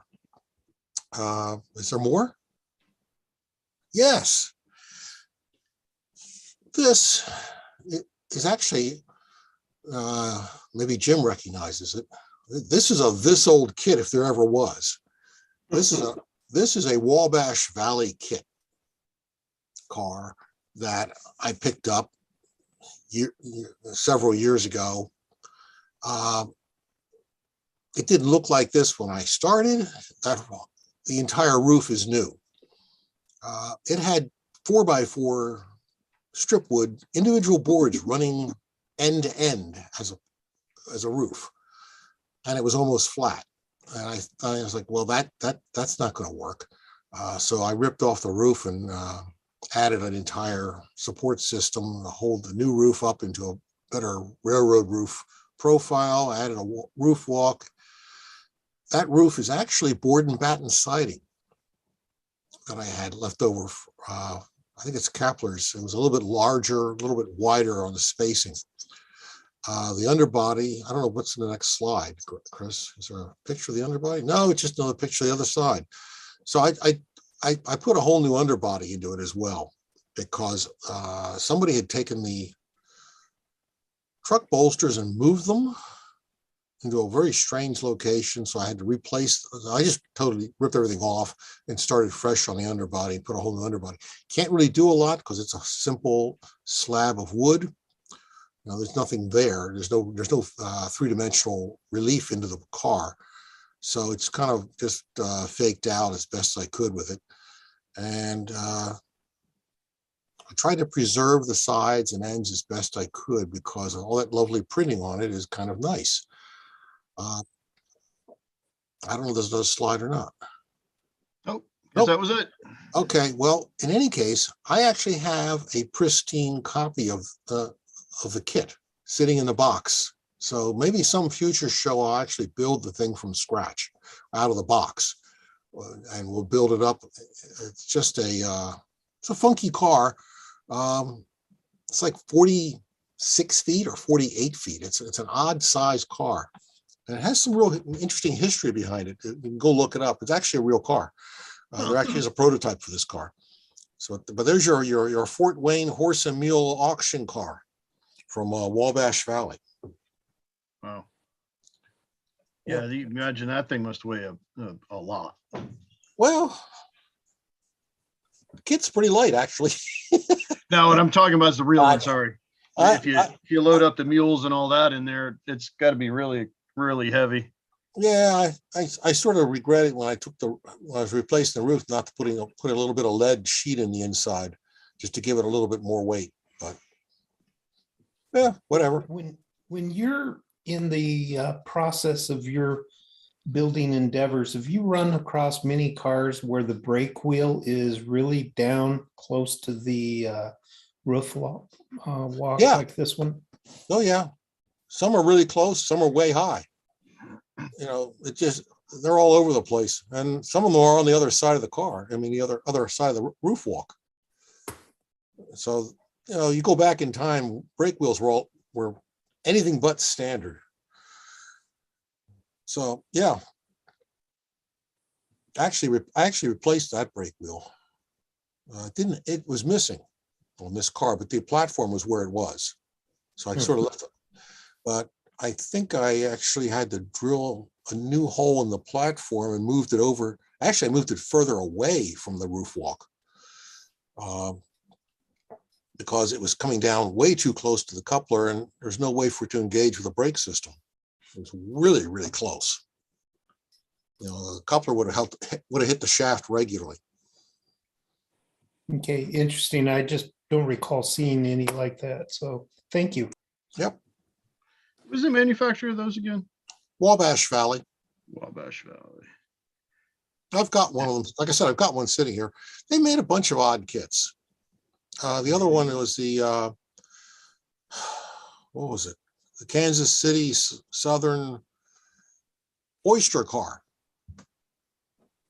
And I have two of those kits to build as well somewhere. And from what I understand, the kit is not very much fun.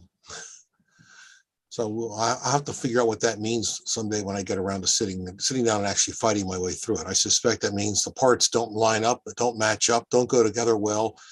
And the only thing that's good about the kit is the nice printing on the side.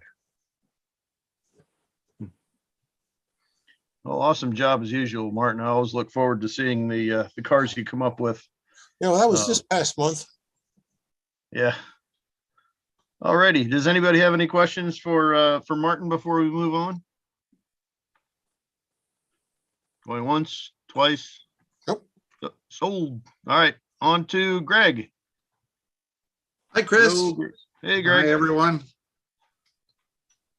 Like the Western Maryland, I guess is that the Fireball? Is that what that's called? It's called the Fireball. It actually is a stylized wing, but yeah, that never really got out. Yeah, I found that. Figured you might like it. So I Thank threw it you. on your title slide there. All right. Okay, I'm going to show you guys two kits I built. They were the same kit. They're from our friend Jeff Grove at Carolina Craftsman Kits. And I had built one for him when he was first developing this. The structure is a bunkhouse that the Western Maryland had in Laurel Bank, West Virginia, which was near the end of a run, and it's where the crews would tie over for a night. There was also good fishing there. And a couple of friends of mine who model that area on their layouts asked if I could build a copy of it for them. So they had each picked up one of Carolina Craftsman Kit's kit, and I had a whole lot of information that I'd gotten from the Western Maryland Railway Historical Society, which included some drawings and some floor plans. Next kit or next slide. I also had a number of pictures of it. There weren't a lot taken of it that weren't blocked or didn't have something else in front of it, but I was able to piece together most of what the building looked like. And it went through two iterations. The one I'm building is the second one that was from 47 until they tore it down in the 80s. It's a laser cut kit. And for a bulk of it, I put it together as the kit was designed to. It had tissue windows, laser cut walls, and some other pieces. But having all of those drawings and all of the photos, which Jeff didn't have access to when he developed the kit, I did a lot of modifications to make it a lot more accurate to what the building was really like as well. Next slide. Those modifications included items like the electrical wiring, the awnings, where some of the pieces went, such as the chimney and stuff. But the biggest challenge was making the two fire escapes actually match the fire escapes shown in the photos and the drawings. And I found that a number of pieces from Tishy's gangway kits helped me put together enough pieces that I could build a fire escape. Next picture. And so this is how it came out. The fire escapes are just about dead on for the way the photos showed them. And most of the rest of the building, including the downspouts and the lights and the chimney, all match the photos. And I've already delivered one of the kits to a friend near me, and the other one is waiting to go to West Virginia, and he's anxiously waiting to put that on his layout. So those were my two bunkhouses. Thank you, Chris. Cool. All right. Anybody have any questions for Greg? Nope. Beautiful job as usual, Greg. Thank you very much. Now we'll move on to Bob Farquhar. I've heard of him. You have. Okay, this is the interaction, the pork market. I changed the name to Corboard Meats, but anyway, this all lit up inside. Using those, talked about those LEDs earlier, the three of them in a row, and I did one on the left-hand side here, one on the right-hand side. And also on this sign here, it's lit as well. What I did, because those little 0402 LEDs are quite bright, so I did some vellum in behind these signs, so they just have a glow to them more than anything else. Next one. This is fully detailed inside, by the way. That's that garage I was talking about, the lit gas pumps, and the roof is removable, so I can get access to the 9-volt battery and so on. Okay, Chris, next one. This is the one that from Bar Mills product is called Stuart's Rods. It's named after Rod Stewart. But I don't care for the coloring of the blue part of the building. So I've been still working on it right now and just gonna change the coloring around. So, and also there's supposed to be something on top of the roof. And I don't like the look of it. So I didn't put it on there so far. That's where I am right now. So thank you. Yeah, this kit it reminds me of the Bar Mills Staten Marine. That looks like the white part of the building, and then if you look at the betcha on the right side there, down on the bottom picture on right. the right side, I think that's part of the shack pack.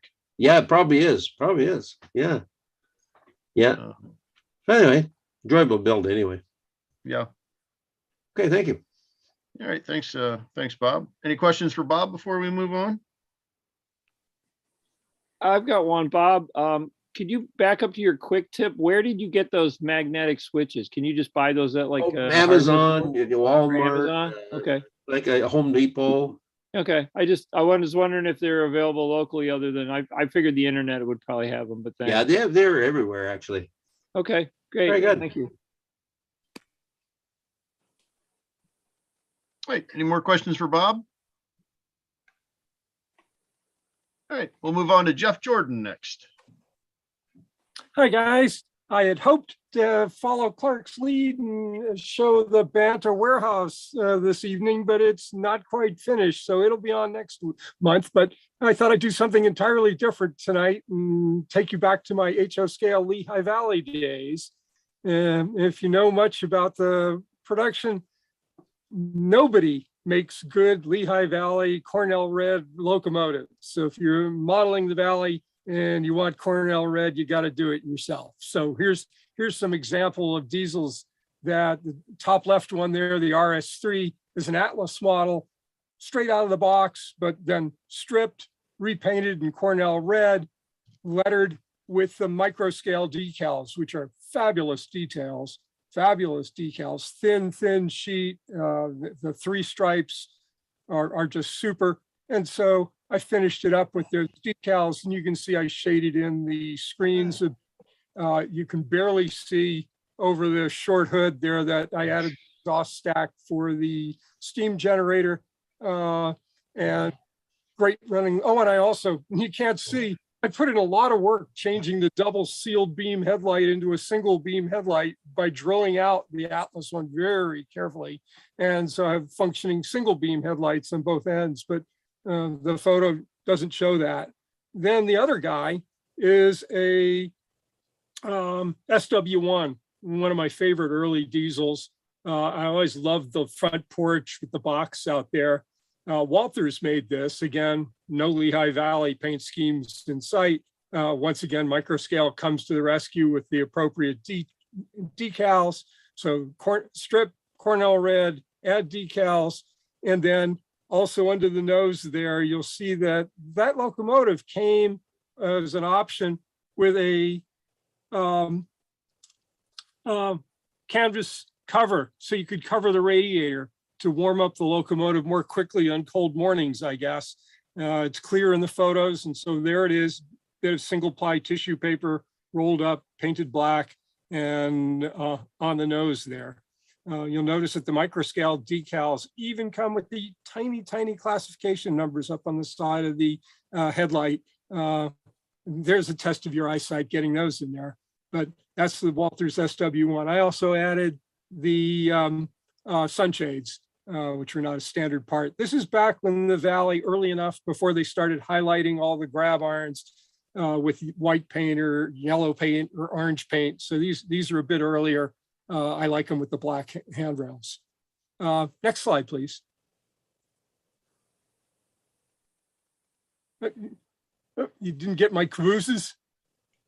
Yeah, I was blown away by this, the upper left Lehigh and all the detail on it. Oh, okay. There you go. Yeah, that's a terrific kit. That, I believe, was a Bethlehem Car Works kit. Today, Walters still sells it. And they claim that you can make 50 different versions of this Bethlehem Northeast caboose by using the various detail parts. And so it's a really nice kit, lots of detail parts, 3 different sets of ends, a dual 2-window, a porthole window, or a no window. The Lehigh Valley, of course, had a single window end. And so out came the razor saw and I sectioned some ends to give it a single window end. Also, the hoops at the top of the ladders are added detail parts. And sadly, in 1976, kids used to wave at the trains. By 1976, they were throwing rocks at the trains. And so the Valley put the rock screens on. And so I modeled the rock screens with fine screen and added the frames around there. The kit actually came with, as one of the parts, the drip rails over the windows. So I added those. And then at the top windows, you'll see inside of each window there's a little wind deflector. I added those as well. The paint scheme is well documented for the caboose, and Microscale brought out a special sheet just for the Lehigh Valley bicentennial caboose. And so they did such a nice sheet. I just had to model it and use the really high quality caboose kit.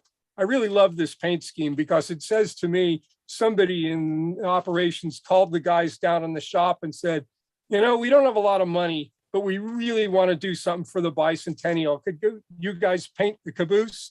Because this looks to me like the shop crew decided how to paint it. There's nothing fancy. I always got a kick that they painted the top of the journal lids blue and so forth. But it really, to me, says the Lehigh Valley Paint Shop designed and painted this. In 1975, the Valley wouldn't last another year before it got merged into Conrail, but they did celebrate the bicentennial. I actually got a kick out of building Lehigh Valley cabooses because they did so many variants. Again, Microscale brought out a terrific sheet called Lehigh Valley Cabooses, and the caboose in the lower right is a lifelike 2000 caboose. They made tons and tons and tons of that model. You can still find them today. Indeed, I think I still have some left if I decide to paint some more HO cabooses. And this is one of the variants I did. This is a little bit later. So it's Pensy Tuscan red. The lettering is all, again, the Microscale decals. And then so I had to strip it, paint it Tuscan red, add all the yellow highlighting, added the loops at the top of the ladders. All the fine lettering all comes in that excellent decal set. I have at least another 4 or 5 different Lehigh Valley cabooses modeling all the variations from the ones that say the root of the black diamond.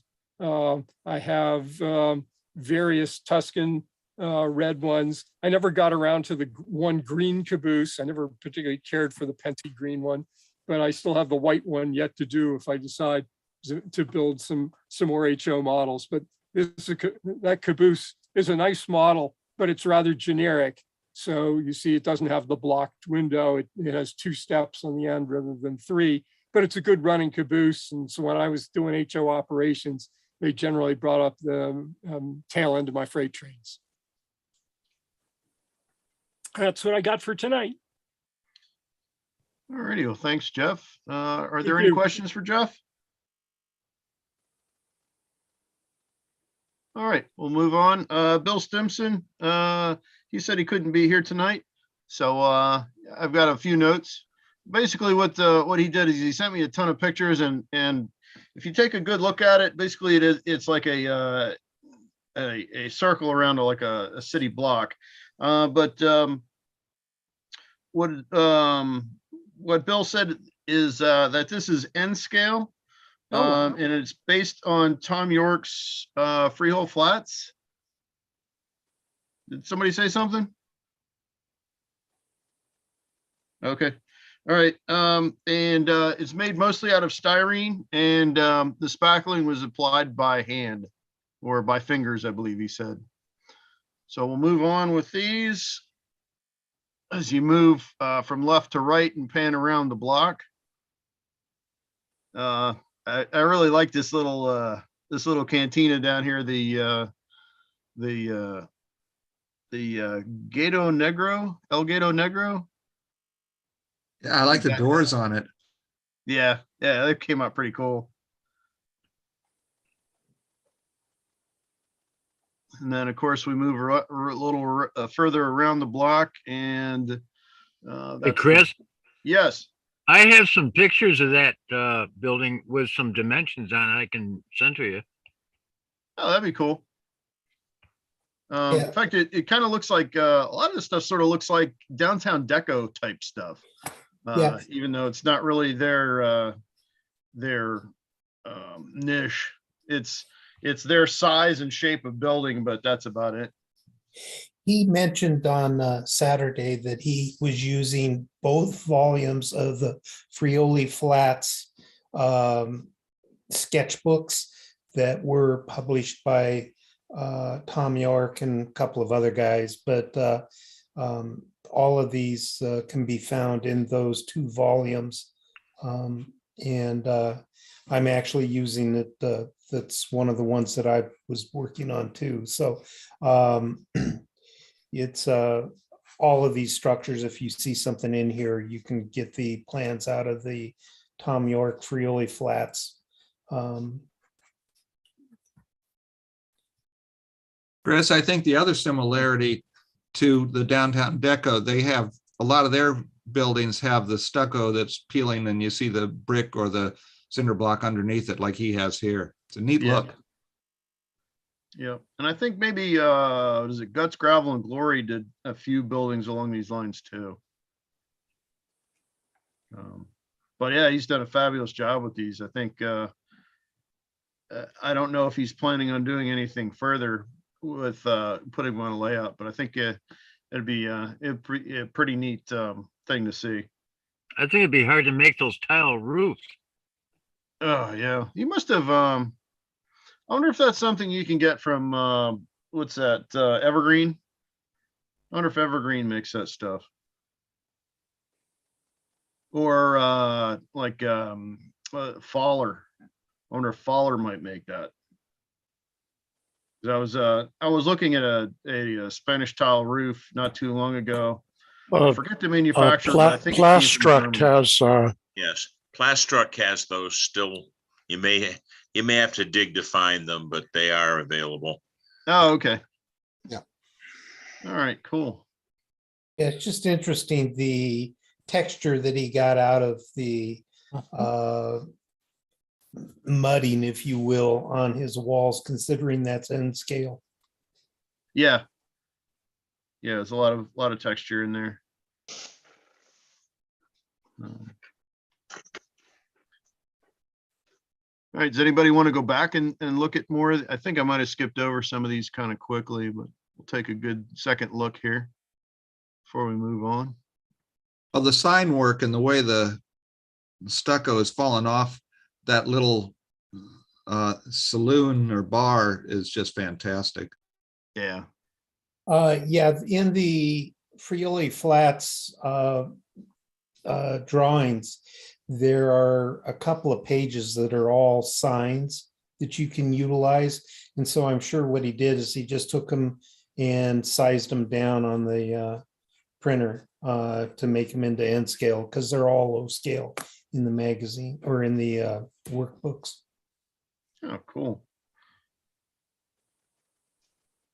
And just think in N scale, that probably only takes up about less than a square foot. Think of the layout you could make with all those buildings. Yeah. Huh. All right. Shall we move on to all right, next up is Mike Warman. Hi there. Oh, I saw you. There you are. All right. I did the warehouse, and I did not weather it the way everyone's been doing. It's doesn't look that weathered. My intention was to make it into a wood shop, and so with the help of Monotech, and I have a potbelly stove in there from Weissman. I was able to create this little guy. That came out pretty neat. Is this part of the part of Chris's Saturday program?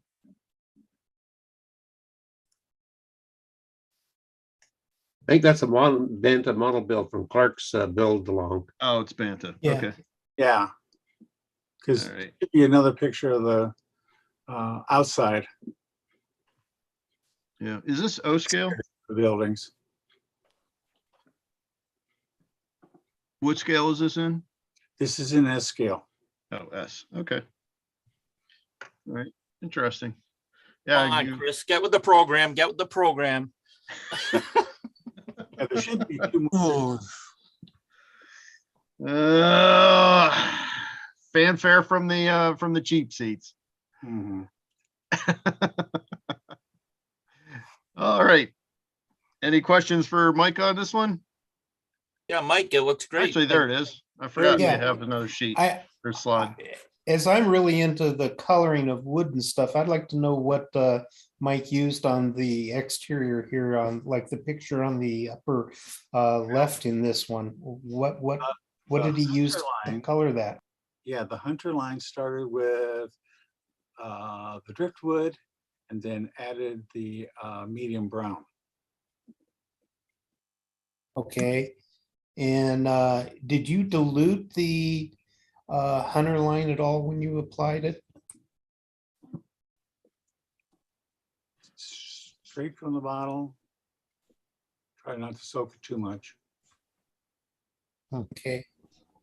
Yeah, There's a looks couple of really- neat looks things really I figured nice. out about. There's a couple of neat things I figured out about using Hunter line. I think it even says on the bottle that if you use it without shaking it and just use the stuff off the top, then it's a little bit thinner, or there's not as much pigments in there. So that's a help. Another thing you can do is wait till it's dry and sand it, and that'll give it kind of a sun bleached look. Hey, Rick's shaking his head yes, so he must says something correct.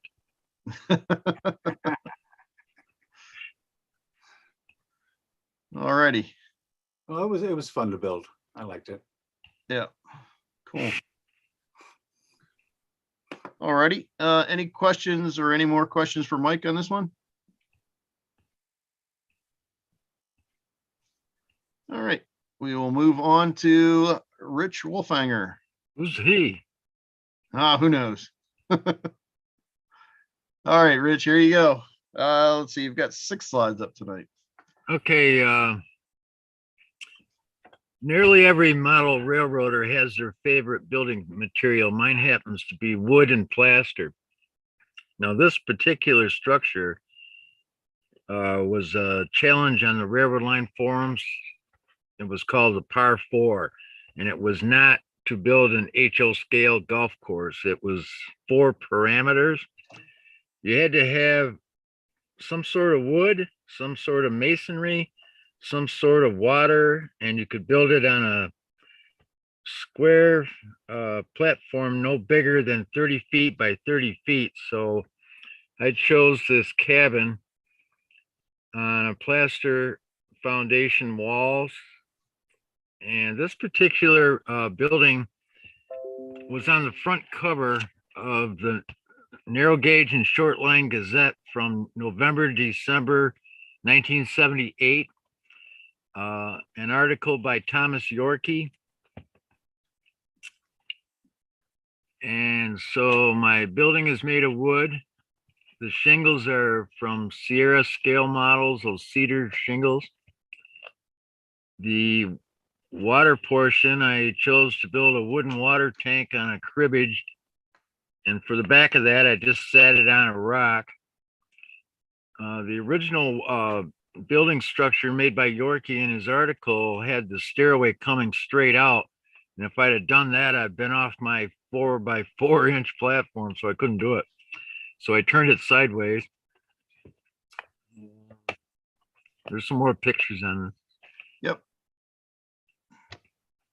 Now the back of that, the picture on the left shows a brick wall on the back. Had I known later on that that brick was going to look that nice, now I please excuse these pictures. They were taken with a cell phone, so they're kind of fuzzy. But that brick was actually more stand out looking, but I toned it down some with some weathering powders, and ink and alcohol. Yorkie's structure had, the picture on the right shows that one wall was stone. On the side, I wished I later had used the brick instead, but that brick was not plaster. That's a portion of one of those sheets that Faller used to make. They have like sheathing. It comes on a plastic, almost like styrene, but it's not styrene. I'm not sure if maybe one of you other guys know. But that's a sheeting material. I just That Fowler sheet is actually pressed.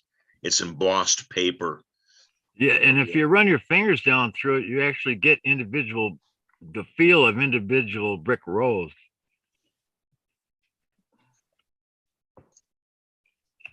But I have that actual diorama sitting on my desk right now. I never glued down my buildings either, because if I ever build a layout, then it won't be too hard to uproot them. So I just set that building on that stone foundation.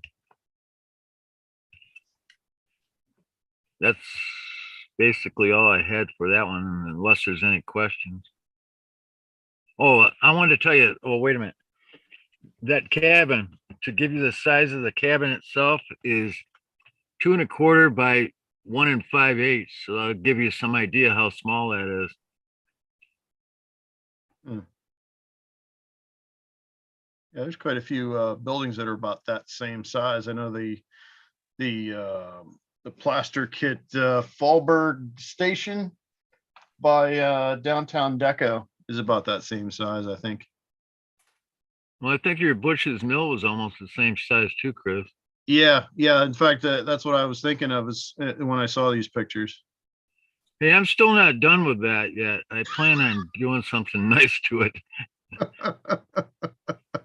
What scale is the cabin? Pardon me? What scale is the cabin? Oh, it's HO. Oh, that's why I have the O scale. York kit. Had a lot of fun with it. When you said the dimensions, I thought there was O scale. Nice job. Thank you.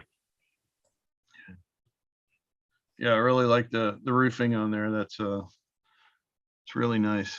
Hey, I want to can I share my screen? Actually, why don't we run through the rest of these pictures and then we can do that. How's that sound? All right. Okay. Okay, this We've is got I think about 3 or 4 more left. Yeah. This also was a tribute on the Railroad Line forums from 2014. Jeffrey Knott, Australian modeler, passed away in 2013. So I built this to honor him. He built this same structure. This was Shenandoah Crossing, made by Evergreen Hills. And I bashed it a little bit by the store on the left. The roof on that was lower than the roof on the right. So I made mine the other way, one higher than the other to make it different. But basically it was the same structure. This is scratch built though, but the only thing I had to go by when I began this was a hand-drawn sketch I made of the 3 buildings interconnected. And it also is made of all wood. And then the back portion has some walls that were hydrocal plaster made from 2 other Thomas Yorkie kits. One was the Bordello. I used 2 walls, and then one from Rustic Stone and Frame Factory was also a Yorkie kit. If you want to show them, I wanted to say something about that those 2 trucks in front.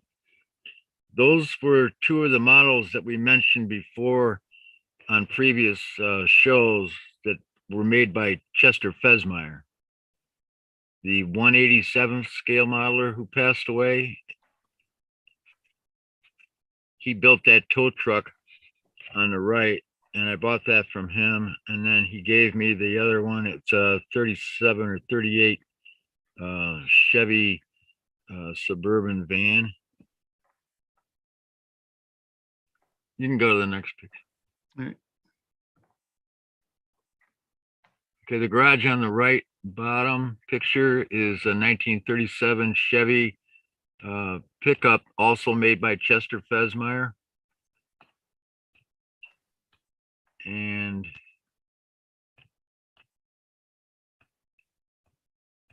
the wood on the front of the, where it shows the mobile gas sign hanging down there, is scribed sheeting. I didn't do individual boards on that. Next picture. Yeah, I didn't notice the detail on the car that's in the garage. It looks pretty nice. That's because there's dust all over my room. All right, next. Yeah. Okay, the back side of this, like I said, the lower right-hand picture, those two walls on the back side of the left structure are from the bordello. And the other wall was from the rustic stone and frame factory, but you can't see it, but underneath that shingled back porch area is a freight door I had to cut out by hand because it didn't have a door there. The shingles on the building to the right are Campbell shingles, and the roofing on the other building is corrugated metal.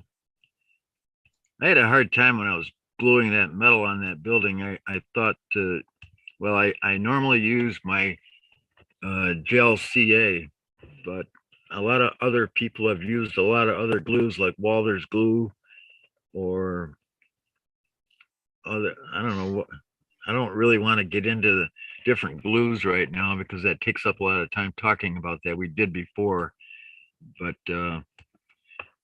so far that hasn't come apart. What I wanted to share my screen for was the picture on the lower right has wooden horizontal individual glued on boards above that stone foundation. I wanted to show what I did for my bracing on that. Only because it's different than the other bracing other people have done on other structures they have built. I just wanted to show one picture of that. Yeah, I like this little corner in the back here. That looks really sharp, especially the where the on the building on the right there. I like the stonework on it. That looks very prototypical for around here. The boarded up window is hand built. Oh yeah. When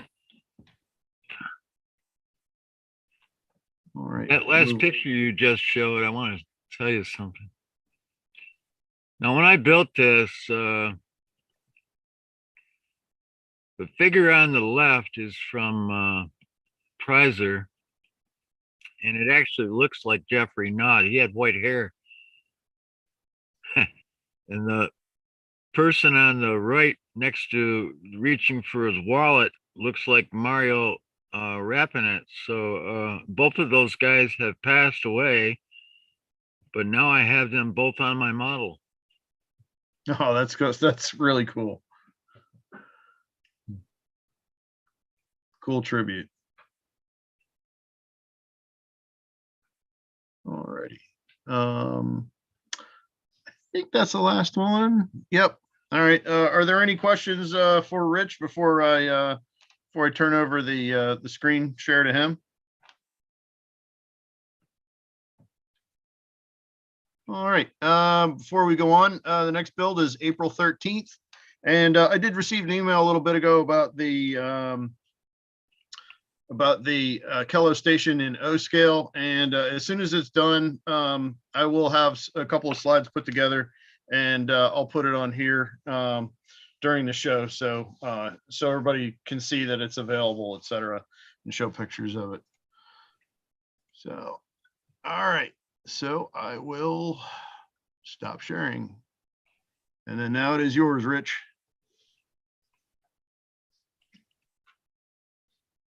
Whoop.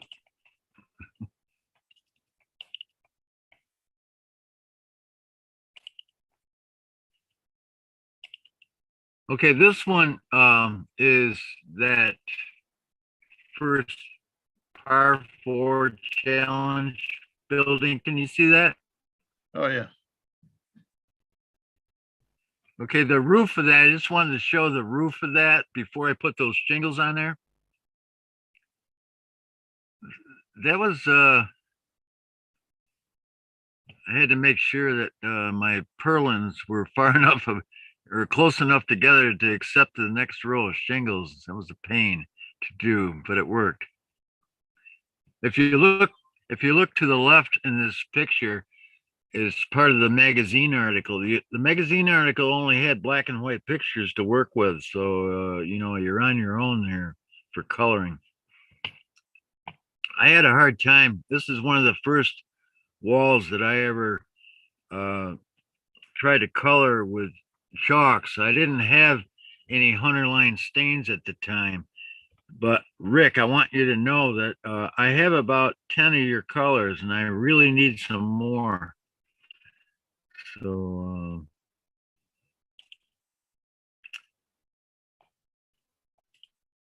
one day I'll get some. This next picture is those shingle packs that I buy from Sierra Scale Models. They're sheets. They're about 2.5 inches by 5, and I cut them in strips. So if none of you guys have any of these, I think he's still selling them on his website. That's Sierra Scale Model, and his name is Dave Barron.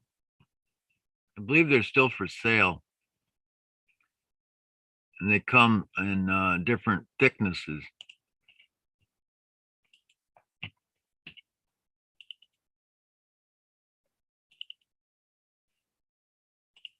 This is the bracing I was referring to when I was making that Shenandoah Crossings scratch belt structure. I needed something to be able to glue on my horizontal boards to the outside. And when I did this, this looks like another structure. Someone might say it's overly braced. It is, but it did work.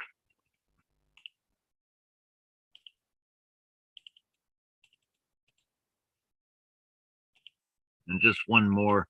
The interior of that auto shop was scribed sheeting. And then I put it, can you see that? Is that visible? Yes. Yeah, we can see it. Maybe if you could zoom in, that would show it a little better. Can you see that now? Yep. On the inside of that sheeting, I put a couple horizontal braces inside, but not too many because I didn't want to, I wanted to hang some tools there, but they never got in there. But those jars up there above my model are different various recipes that I hand make with alcohol and inks before I bought any 100-line stains. And that, I don't know. It's been quite a road traveled here.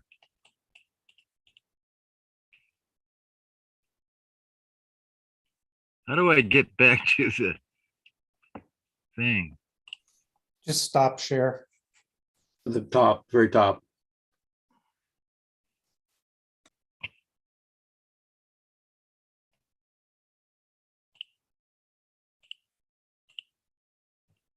You muted, Is Jim. that off? I don't know how I got muted.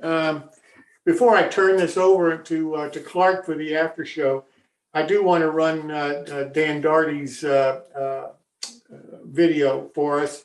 Dan and his wife sponsor the My Build, and everybody that showed modelers tonight will be in the next magazine that he publishes. So Pat, if you could run that video for me, please.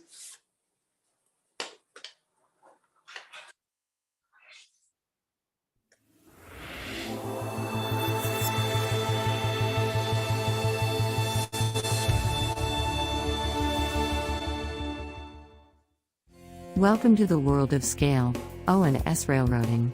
We are your resource for all O&S scale modeling. Both our magazines are advertiser supported and free to read online, download as a PDF, or even print. All advertisers are hot linked to their website, so if you see something you like, just click.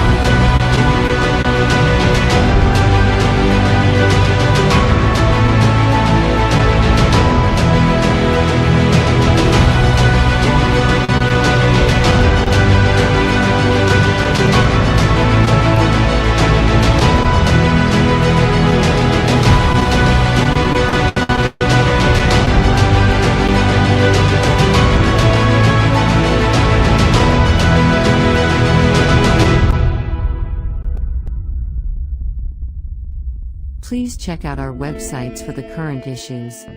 All back issues available free for the O-Scale Resource and the S-Scale Resource magazines. And, if you are a manufacturer, distributor, or retail establishment, please contact us through our website for advertising opportunities. Well, I want to thank everybody for being here tonight. I really do appreciate it. I hope you'll go to our website, newtracksmodeling.com, and subscribe so that you'll get emails showing you the login links for all our future shows. Also, if you watch us on YouTube, if you'll subscribe to our channel, New Tracks Modeling, then you'll be notified of all of the shows that are coming up. And we hope that you'll view us one way or another. Third option is you can always view a video of our shows later on YouTube. So thank you so much for coming this evening. And I look forward to seeing you next time. Now I'm going to turn it over to Clark for the after show. Clark, it's all yours. Well, howdy, gang. How's everybody tonight? That was an interesting show. And I'm glad we got some participants for the my build. That was great. And I appreciated those who showed their warehouse from Bantam Models. All right. See your face tonight. Yeah, We can see well, your you know face, what, Clark. Mr. Hunter, I wish you would check your emails and return emails to me, please. Oh, what did you send me an email? Oh, like a week and a half ago, and then again and again. And I also put in the chat tonight, and you don't pay attention to that either. Take a hint, Clark. Maybe it's just you, Clark. No. I don't remember Anyway, getting emails from you. I need service in Canada. I just want a Yeah, I confirmation. guess. Yeah. Confirmation for Tuesday. Didn't recognize you, Clark, without haircut. I know. That's for the States, is it? Yes, well, you know, it's hot down there. You're hoping, well, I thought you were just hoping they're going to let you across the border. No problem there, baby. And apparently, I guess as of April 1st, there won't be any problems coming home because we won't even have to have a COVID test. Good. The government is easing the restrictions as of April 1st, and they said it's not even a April Fool's joke. So that'll be good. So, Ted, the usual question, what's for dinner? And usual answer is? I don't know. Thank you. That was funny. All right. Have we got anybody on new here? I don't see any names that jumped out as me as brand new or whatever. So if you are new to the show, please please say hello. No? All right. Al, did you want to talk about anything? Al Collins? Oh, okay. All right. Slicers are available. That's what I wanted to. Yeah. So if you have been following along with Al's some of his automation products, he's got the new slicer available, and they're online. So Al, is the next one up a dicer? Trimmer, cut slices, trims, and dices. it slices, dices, julienne fries. Making a Trust us, the Vegematic. slicer is great. Yeah. So yeah, I'm looking forward. I hopefully I'll get mine on Monday. I can't take the stress of any more machinery right now. So trying to get stuff done these days is just, it's really tough. Yeah. Everybody's out of stock. Took me 3 weeks to get something printed. Took me 12 weeks to get blades. Wow. Just anyway, we'll all be speaking Russian soon anyway, so it's all right. Let's not go there. Yet. Anyway, let's see. Gary. Yes, sir. You got to change that angle, man. That's better. Oh man, there was like a twin tunnel there. What's going on down in southwestern Ontario? Well, Pat and I have finished the WD switching module. Oh, cool. Which is going to go on display in April. Yeah, I've seen the track plan in that for that. So yeah, it actually turned out really good. Neat. It's the way it's designed. It's totally scenic. It has 5 structures on it.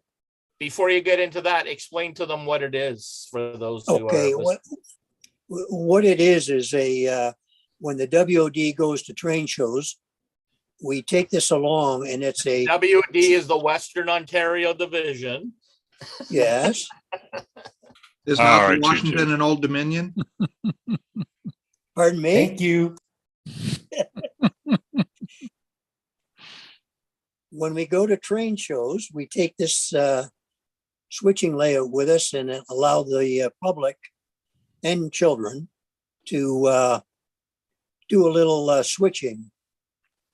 And we've converted it to DCC now. So the old one was an N scale, and this new one's an HO. Is it based on And the I think it's- time saver? Yes. Okay. And it's going to be displayed, I think, in the Kitchener show in April. It'll have its debut. Probably won't run with a dam either. Hey, Pat, I just saw in the chat that you were the director of the show tonight. So very good. Thank you very much. And I will say that your new mic works well. You noticed that, eh, Chris? You did good, Pat. You did real good. Thank you. First time, man. Yeah, you need to understand, everybody, that we spent like 4 hours on the phone here trying to work through mic issues the other night. Oh, poor kid. Just giving him People don't- instructions.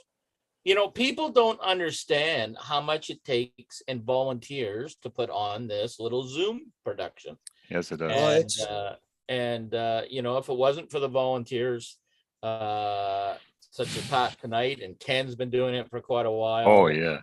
And and others who have stepped up from the past, and it takes a lot of work, and I know Jim appreciates it. You and I'm better sure believe it.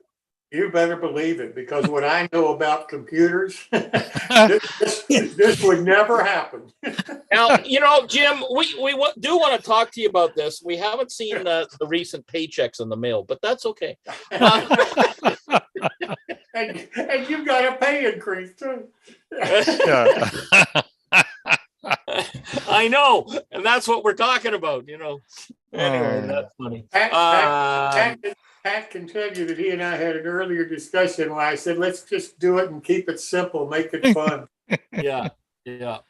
So I guess, apparently there is no union here. But there's an awful lot of other volunteers that do things behind. Oh, the yeah. scenes. It's not just the few that help us produce these things. It's all of the other people behind the scenes that work on the website and help us on posting the individual segments on the YouTube and all the other work that goes into this. I think we have about 16 people now. Yeah. That And they all are do a great working job. on the show. Yeah. And we need more. Yeah, it does take a lot to produce this little show, and It's fun. it is. And I think that's why we do it. If I can speak for my own personal thing, it's because of the people that are here and the people that we have shared, and the modeling tips. If it wasn't for that camaraderie here, would it be worthwhile doing? Maybe not. But it's certainly with the friendships we've made here, and the camaraderie that we share. We're pretty lucky to have a real genuine group of good modelers and modelers who are just maybe starting out in the hobby too. And we've also got a lot of people that have been in the hobby a long time, but then life and kids and jobs and so forth interfered. And now they're coming back, and it's a different hobby today than it was when they were in it as young people. Oh, that's for sure. It certainly is a different hobby, even from 10 years ago. We learn a lot. Yep. Yep.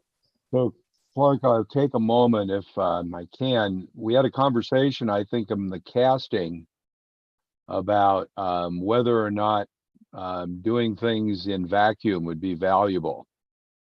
Oh, yes. Okay. I want to show Right, you yeah. a picture here. So a few years ago, I got into this concept of sous vide, which is basically you cook food in water at the temperature you want to serve it at. And what you do is you vacuum seal stuff, and a chamber vacuum sealer is better. And they had these damaged ones at the local restaurant supply. We have a huge restaurant supply. So I bought one. By the way, we use it probably 3 times, 4 times a week, easy, to vacuum seal stuff. But basically, what I found with it Apparently, is, you like garlic.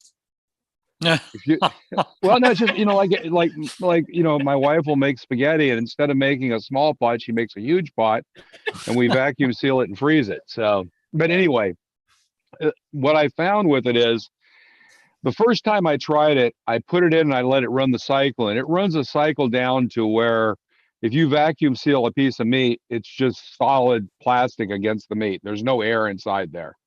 It's very efficient. It's an oil compressor system, so it's basically a commercial thing. The first time I did it, I happened to watch it as it was going down, and it got down to a point where the resin boiled inside on the mold. So clearly there's a level of vacuum that's a little vacuum too far.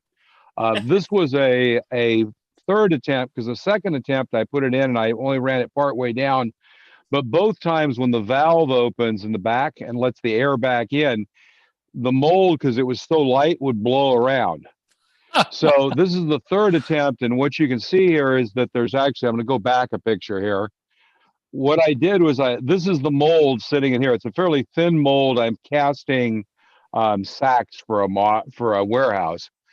What it's got is it's sitting on a little piece of wood, and there's basically, this is just paper towel to protect the vacuum sealer. And then these are just weights holding it down.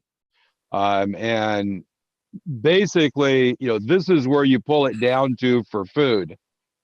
And you can see it's not down that far. But what I found is by turning it off, you don't let it complete the cycle. You don't hit stop, which completes the cycle. You just turn the power off. It just stops, and because the valve is electrical release valve, it never releases. So you can walk away and leave it for an hour. So basically, it sits under vacuum for this kind of low vacuum for an hour, and it just sucks all the bubbles out. So the strategy here is you've got to sell it on packaging your spouses, I guess where your wife's cooking, for freezing, because that way you can justify buying one.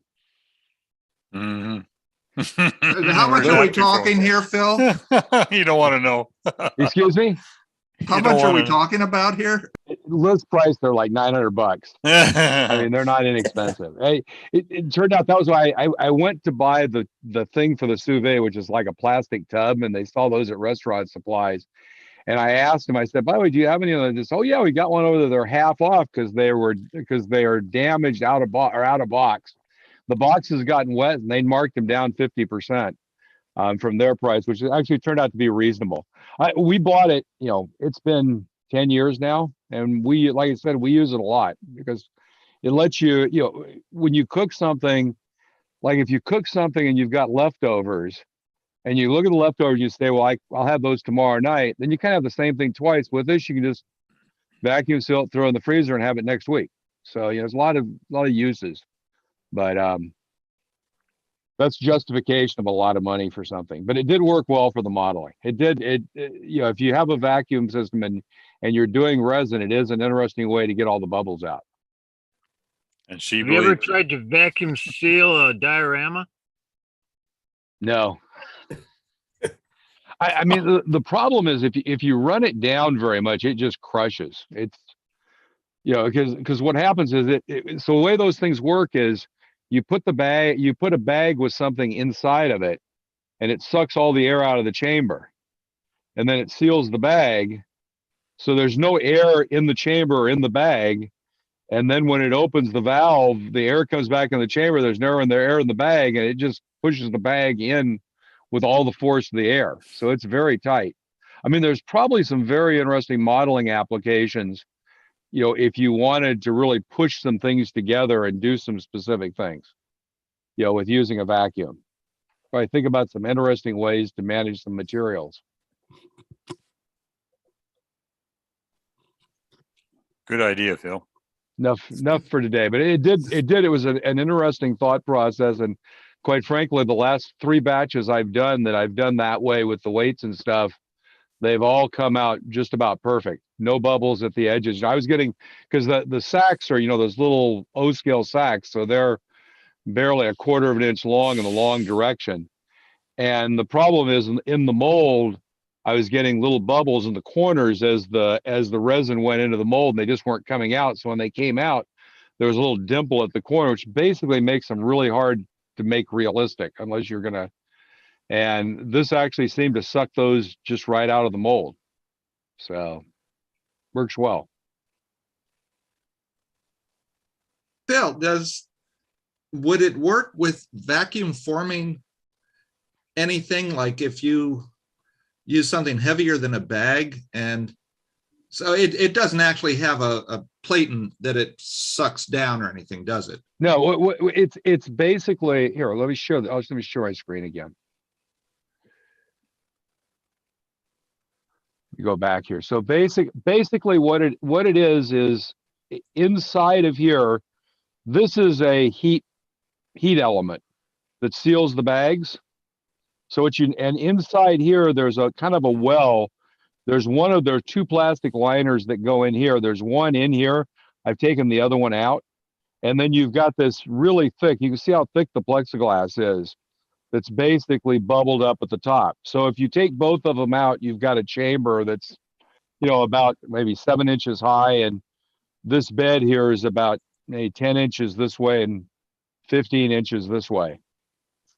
So essentially what happens is you put a bag in there with whatever you want to seal, and you lay the open part of the bag up here. The gray thing you see right there is actually on the top. The bottom here is actually where what gets heated. So what it does, it goes through a cycle. It sucks all the air out based on a timer.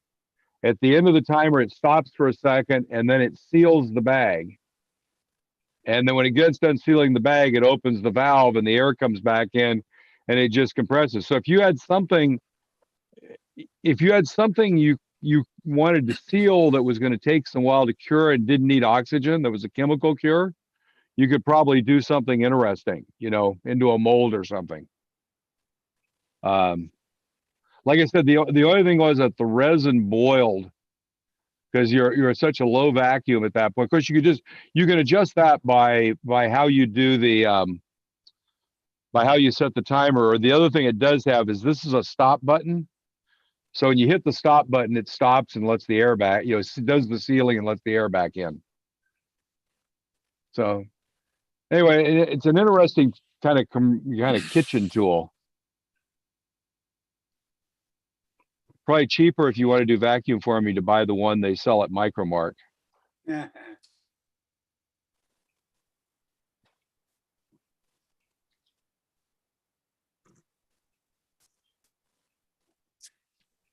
Thanks, Phil.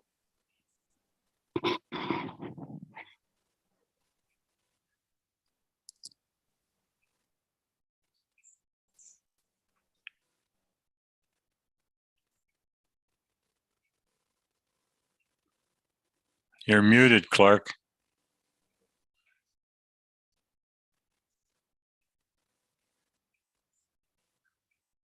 Hello? Yeah. Can you guys? Oh, you're muted again. Yeah, I'm just on the phone. Pat, you can play host for a few minutes. Oh, no problem. Okay. I actually thought it was more fun just highlighting Clark and watching him. I'm sorry. I couldn't resist. Put him in a vacuum chamber. Oh, Now you're being bad. I know. I thought he spent most of his life in a vacuum. I think I better stop custom live streaming.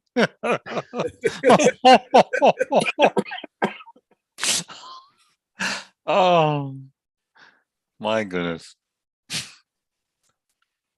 So just out of curiosity, is anyone planning to go to the National NMRA convention in St. Louis? That is when? April? It's in July. I don't know the exact dates. It's always right after July 4th. It's generally like the week after that. It'd have to be after Fool's Day. Yeah.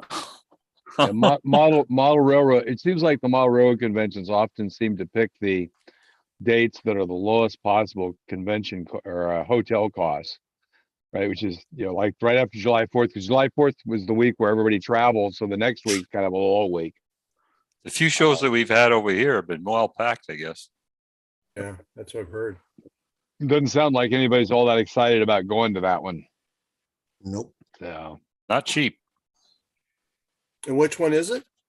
It's in St. Louis. It's the NMR, the NMRA National Convention in St. Louis in July. Yeah, they do it every year, and just in the center of the country this year. And always the argument was that you got more people to go when it was in the center of the country because you get people from both sides. I was just kind of curious. Phil, is that a 4-day? I think so. I think it's 4 days. Larry, are you going in the chicken business? Not that I know of. Why? Well, you're starting to look like Colonel Sanders. Maybe he looked like me.